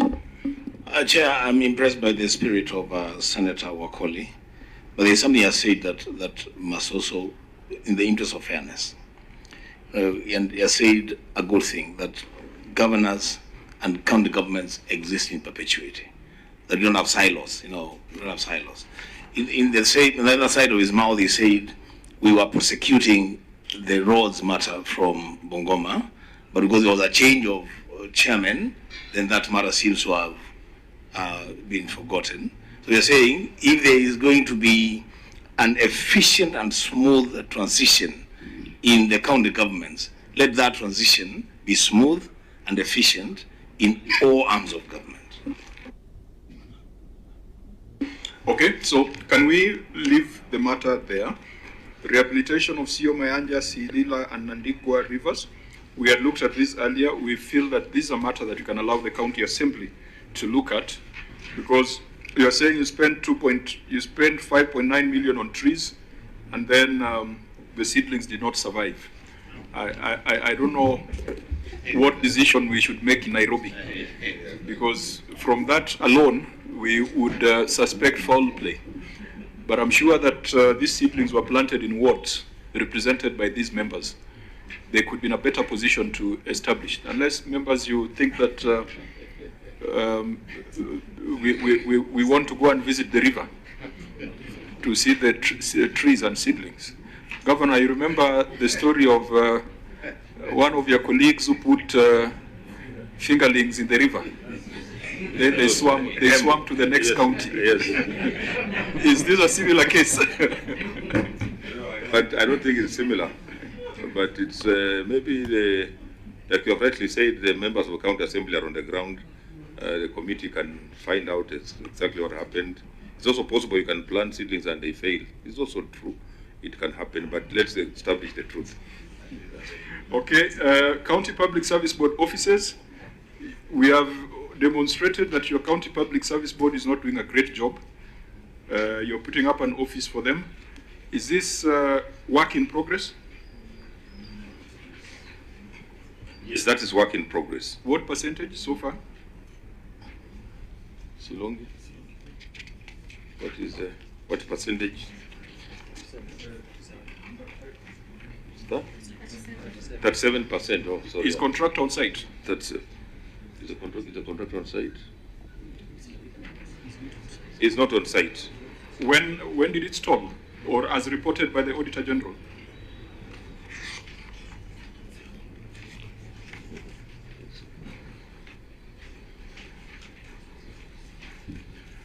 Yes, through the chair. The contractor is not on site. It's told about 6 months ago. And the challenge has been a formalization of the contract. But the recommendation has been that they terminate and just retender. A lot of contract issues. It's an indictment on your procurement procedures. Yeah, the matter, of course, the recommendation had been given to the CEO of the board, and I think he's taken a bit too long. Anyway, you said your board was put in place 2 weeks ago.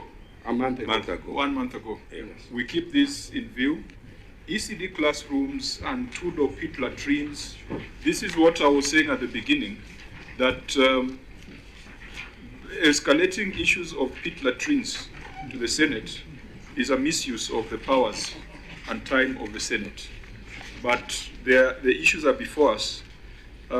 Maybe just to tie it all up, Senator Wakoli, you had indicated that you had done some oversight on ECD centers. There's even a report.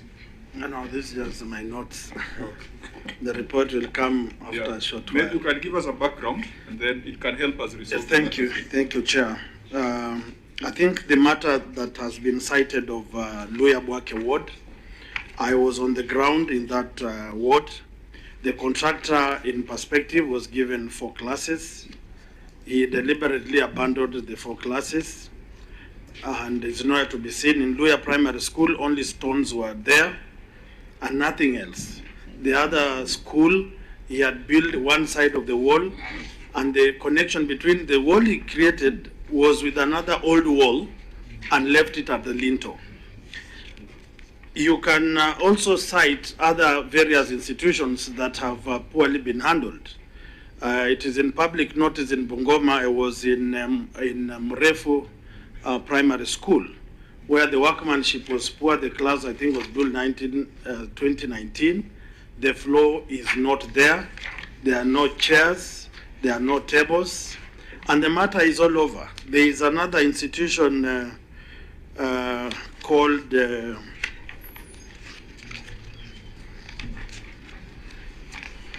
and many others. I don't want to be devil because my good governor knows. There are many unfinished classes for ECD in Bungoma. In Sibakala Vocational Center as well, because this is a ministerial matter. So this is just a tip of the iceberg. And what we are asking the county government of Bungoma is those contractors that have been given ECD classes to construct, they ought to do a good job.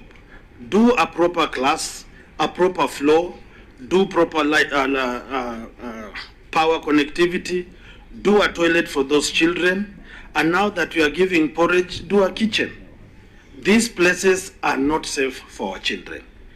And this is a key example of many other areas. I will be tabling a report at the Senate and also with my governor, so that proper work is done. And those contractors that have not done a good job, they must be called to order and apprehended. Those ones who received money and they have not worked, the same must be done. Those people who have approved payment for projects that have been done badly, they must also be called to order, because it seems it is a systemic problem, both from the contractor side and people in government who are working under you. So I want to request, as you share with us, you also shed light and give our people hope that we will not continue having this. There are also schools. Some have got chairs and some have not got chairs. When you look at your report of work done, some places you say delivered, chairs delivered everywhere, or teaching aids delivered everywhere. But when you go to the ground, it is not everywhere. And these are matters that the public is listening and watching you speak, or your people speak. And they put us to answer these questions. Are we doing our oversight properly, or we are simply chair members in the entire process? So this is just a tip of the iceberg that has propped up here, that we need to escalate and call to order this particular. Thank you. The good thing is that the Senate Education Committee is running an inquiry on ECD centers across the country. And I think they will do a much more detailed analysis on some of these things. But it should worry you that ECD classes are coming up in a financial audit report. Yes, Senator? I have attended this ECD by Education Committee, but they look more into school feeding program and curriculum. They don't look to the aspects of construction of and quality works of what, there are people who call it ECD classroom, others call it ECD center, where you're having the classroom, the teaching staff room, the ablution block or toilets, and also maybe the sleeping area for the young kids. So, Chair, I think on the issue of viability of construction, we must look at the committee because they are more focused on school. Okay, thank you. I think a few broad issues, actually, yes. There are even projects that you have done, several years they have not been open, like your classes in Bungoma DB. 2 years down the line, there are padlocks on the doors. The other children are piled in one class or two by the public ECD teachers. So it means that when we construct classes, they must be opened, pupils must occupy with the right tools and equipment, with the right teachers who are paid properly on time, and the rest. I think the others will pursue the committee. Okay. Now, Governor, let's come back to the report. I just wanted the Senator to lay the background. He'll pursue some of these things through the Education Committee, but we'll pick the ones that we can run with. Why are we having these things of pit latrines appearing in your audit report and getting escalated to the Senate? What are you doing to ensure that these things do not recur? Let me say this. Continuity is very important. During my first term as the governor of Bungoma, we had a standardized model of ECD classrooms. And those who want to be genuine can bear witness. If you go, you'll find that we had ECD classrooms with blue iron sheets. And you can easily tell from any school that this is an ECD classroom built by the county government of Bungoma. When my successor came, he changed the approach and put more money on functions that were not county functions, on scholarships and bursaries, and therefore abandoned most of these ECD constructions and vocational training. When we came back, we found that a lot of those contracts had also been given out, and contractors have not been paid, and therefore that's why some of them they will go and put padlocks and say we must be paid before we hand over the classrooms. So what we are doing now is to get back, and my focus has been that let us get back to what is our what's in our schedule for what does it say we do, and that's why when I initiated that, there was a bit of resistance, there was a bit of was thrown here and there, so that we reduce now. In fact, what the control of budget did say that about scholarships and bursaries, that let us focus on what is ours, so that we build standard ECD classrooms, we equip them, and also give materials to be supported there. I want to maybe thank my my senator for the oversight, but I also want to ask him that when you get that kind of report, the forums that you also address, so that doesn't appear like maybe infighting, you can raise it with me without maybe raising it in a funeral or in a forum that is not very pardon? So that then, I'm not forced to also respond. Because the way now you have done it, the way the report that you're having, that's very, very important, because it will come, then we respond in a manner that we want to respond, then we see how we get our way forward. But I must admit that there has been a bit of breakdown in terms of the standards of the classroom, the ACT classrooms that we have been putting up. And just like you have rightly observed, I also do not expect that things like latrines and whatever will get here, but you have already given a way forward on what should be done, the effectiveness of the audit committees at the county level, so that these things are not escalated to the Senate. Okay, so I want us to come to Chair, just honorable members. an observation, just 30 seconds observation. You remember, Governor, in Uasin there were children that were using pit latrine, and unfortunately they fell into. In as much as these two door pit latrines and other that has been raised in question number 22 and 23 has been escalated, why don't you change the design of the latrines? Because these are young ones, you can imagine, Chair, and there were casualties in Turbo constituency over having pit latrine in a preschool. So why don't you change, now that you are saying the former governor diverted money to some other programs, why don't you change the design so that we protect our children? Point made, Senator Wakoli. Thank you very much. First, I want to correct my good governor that when I've been raising these matters, I've not attended a funeral. So my good Lord knows that I've not articulated issues of the children in the funeral. Number two, when we stand in public to celebrate achievements, the same public will want us as oversights to talk about challenges in public. Key study, Honorable Chair, I attended the oversight meeting in Brangasi, Vocational Training Center, and in that meeting unannounced, about 1,500 people came, and they were arguing about capitation. They were talking about tools. They're even blaming your principal for eating money. I had to give him an opportunity to defend himself because they wanted him to leave. And they were raising matters of money, that in 2016 they got capitation, 2023 they got capitation, and then 2026 they got capitation. So they were asking the teachers that are cheating on board, after that 2016, they staffed up to 2013, up to 2023. Then from 2023, that's when they got money in 2026. So as a leader, I have to listen to their concerns and definitely raise the matter to those concerned. And therefore, it cuts across the county, and you know, your minister is here. The monies for capitation was sent the other day to our institutions. So you look at the money versus the need of the institution, then the principals are left not knowing what to do with the little resources. So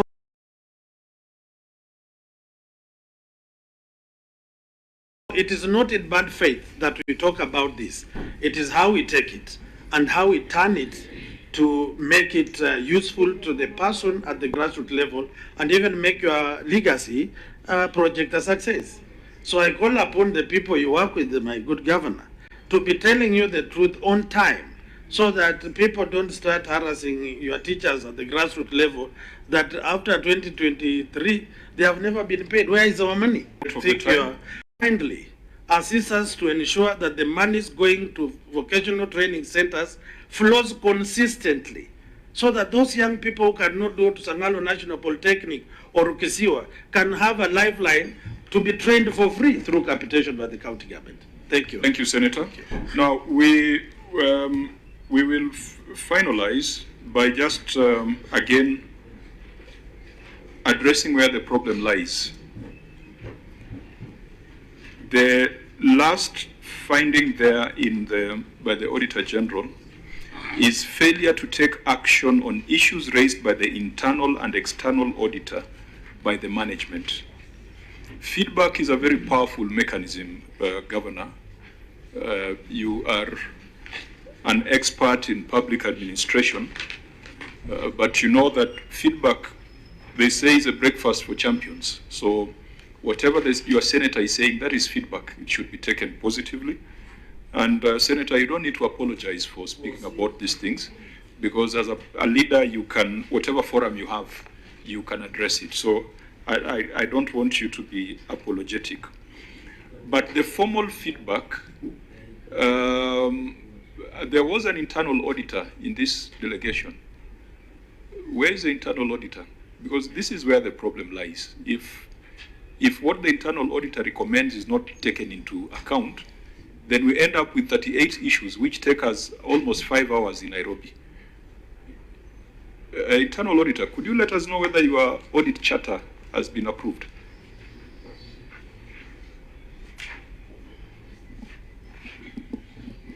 Yes, Chair, my internal audit charter is approved. When did your audit committee last sit to look at your report? They sat in November last year, 2025. In November last year? Yes. Since the Auditor General laid their reports, as the audit committee sat just to take note of the external audit report? They've not sat. Is when I've given them a notice to sit next week. What should be the ideal situation? But now that the Auditor General has laid their report, you know the governor is coming to the Senate. Shouldn't you cause a meeting to happen before? Yeah, we should have called the meeting, but there was a delay because of some of the audit committee, they don't reside in Bungoma, and calling them without finances, sometimes it's a problem to them to come and attend the meetings. So, Governor, if you make that work, if you make that process work, you wouldn't sit in the Senate for 5 hours, because you have seen half of the things here are things that could have been resolved if there was keenness on the part of your team, and if the recommendations of the internal auditors and external auditors were implemented. We hope that if you put in place the right mechanisms, your next report will be dealing more with policy issues rather than pit latrines and seedlings that have been washed away by the rivers. We have not been able to go into details on the receipt of revenue statement, but we take note that you have made a detailed response in writing. We will analyze that response. Earlier on, we saw that you had some slight growth in on-source revenue, even though 960 million of your revenue is coming from hospitals. That is not healthy, because if you take away the hospital fees, assuming we implement FIF properly, then you'll have very little money, you'll have very little revenue. So we'll analyze your written responses and make recommendations, which then will invite you again in about 60 or 90 days to follow up on how far you have implemented those recommendations. But it should worry you that 960 million of your revenue, is it 960? Chief Officer, 960 million? Yes, Chair. Out of a total of 1.4? 1.2. 1 point, no, it can't be 1.2. It's the OSR is 671.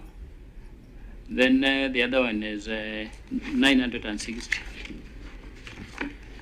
It should worry you, Governor, if more than half of your revenue is coming from hospitals, because your total receipt was 1.4 billion, out of which 960 billion came from hospitals.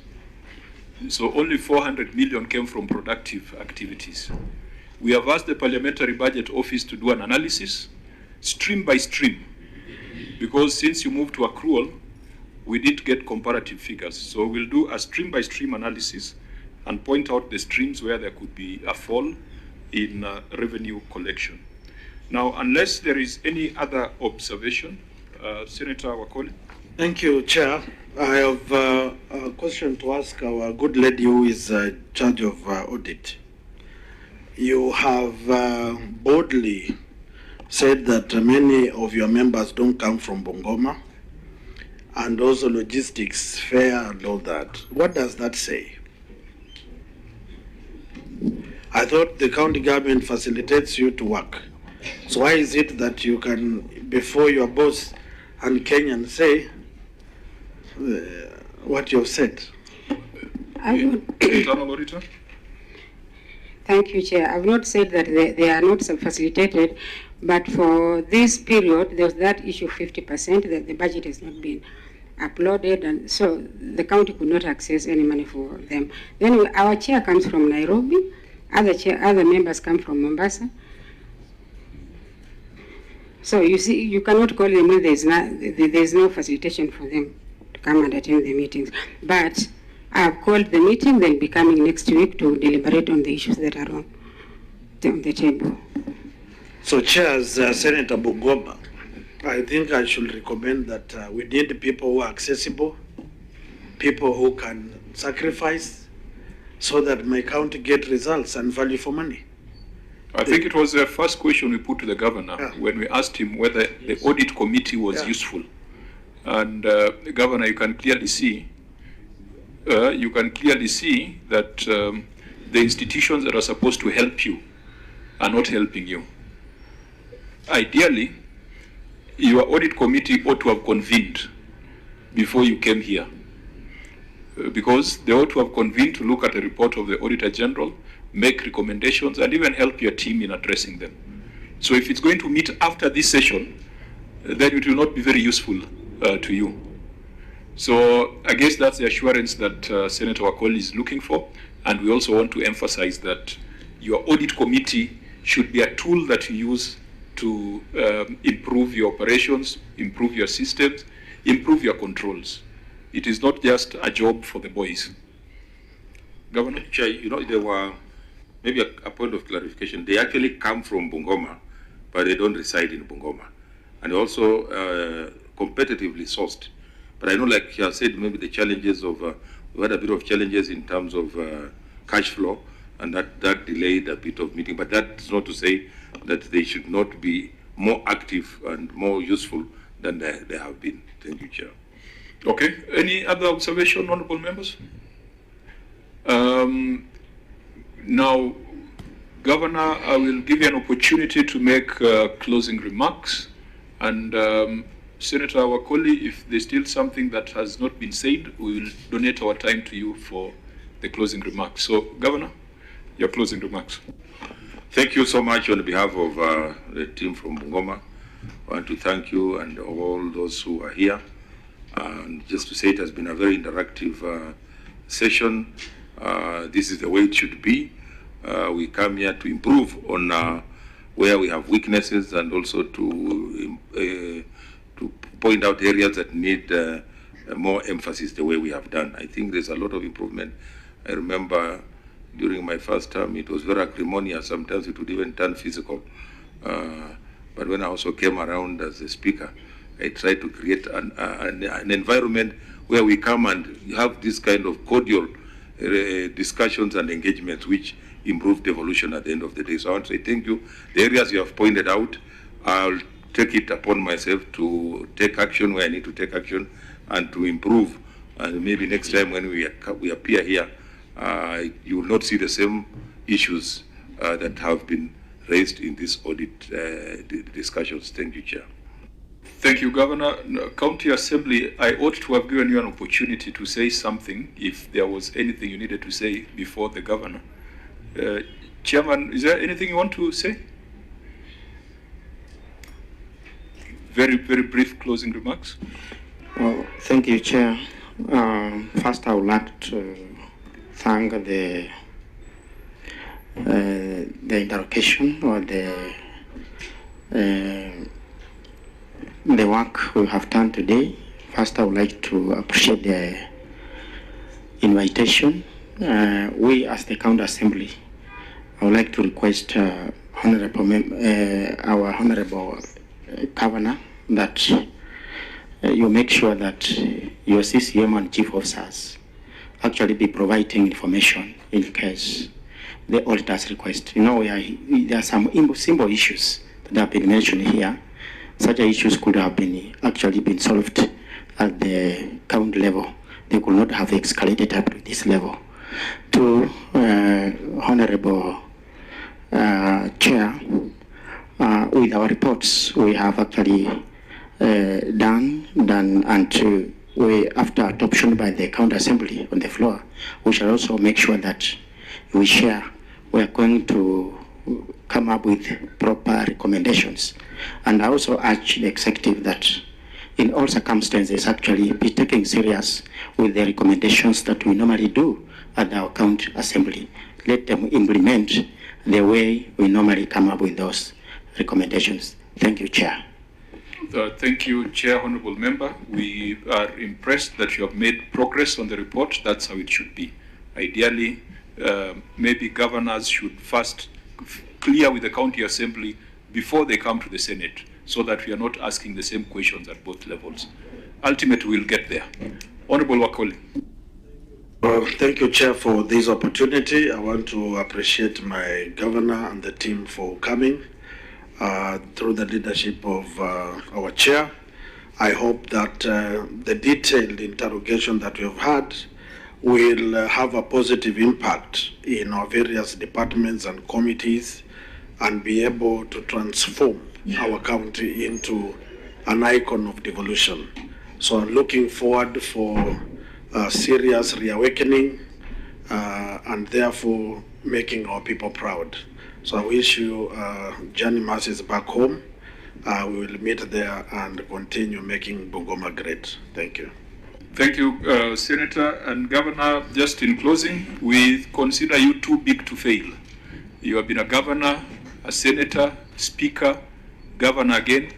If you do not succeed, then it will be an indictment on the senators who want to be governors. And this room is full of them, from Kitui to Vihiga to Nandi to Bungoma. All of them would want to go and serve in the counties. But if the former Speaker of the Senate cannot be successful, then it will give a bad name to those who have been in the Senate. So you must succeed, and we will help you succeed. We will push you to succeed. We will whip you to succeed. You have no option. And the people of Bungoma should also be able to enjoy the fruits of devolution. I've just been joined by the chair of the Public Investment Committee, the Senator Osotsi, Senator from Vihiga.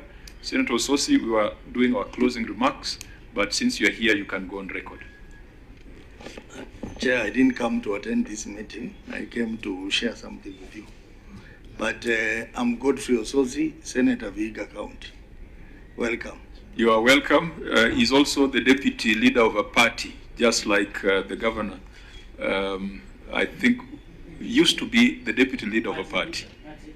I am still the deputy party leader of the second oldest party in the Republic of Kenya called Ford Kenya. Now I need to close this meeting before we go further. The meeting is adjourned.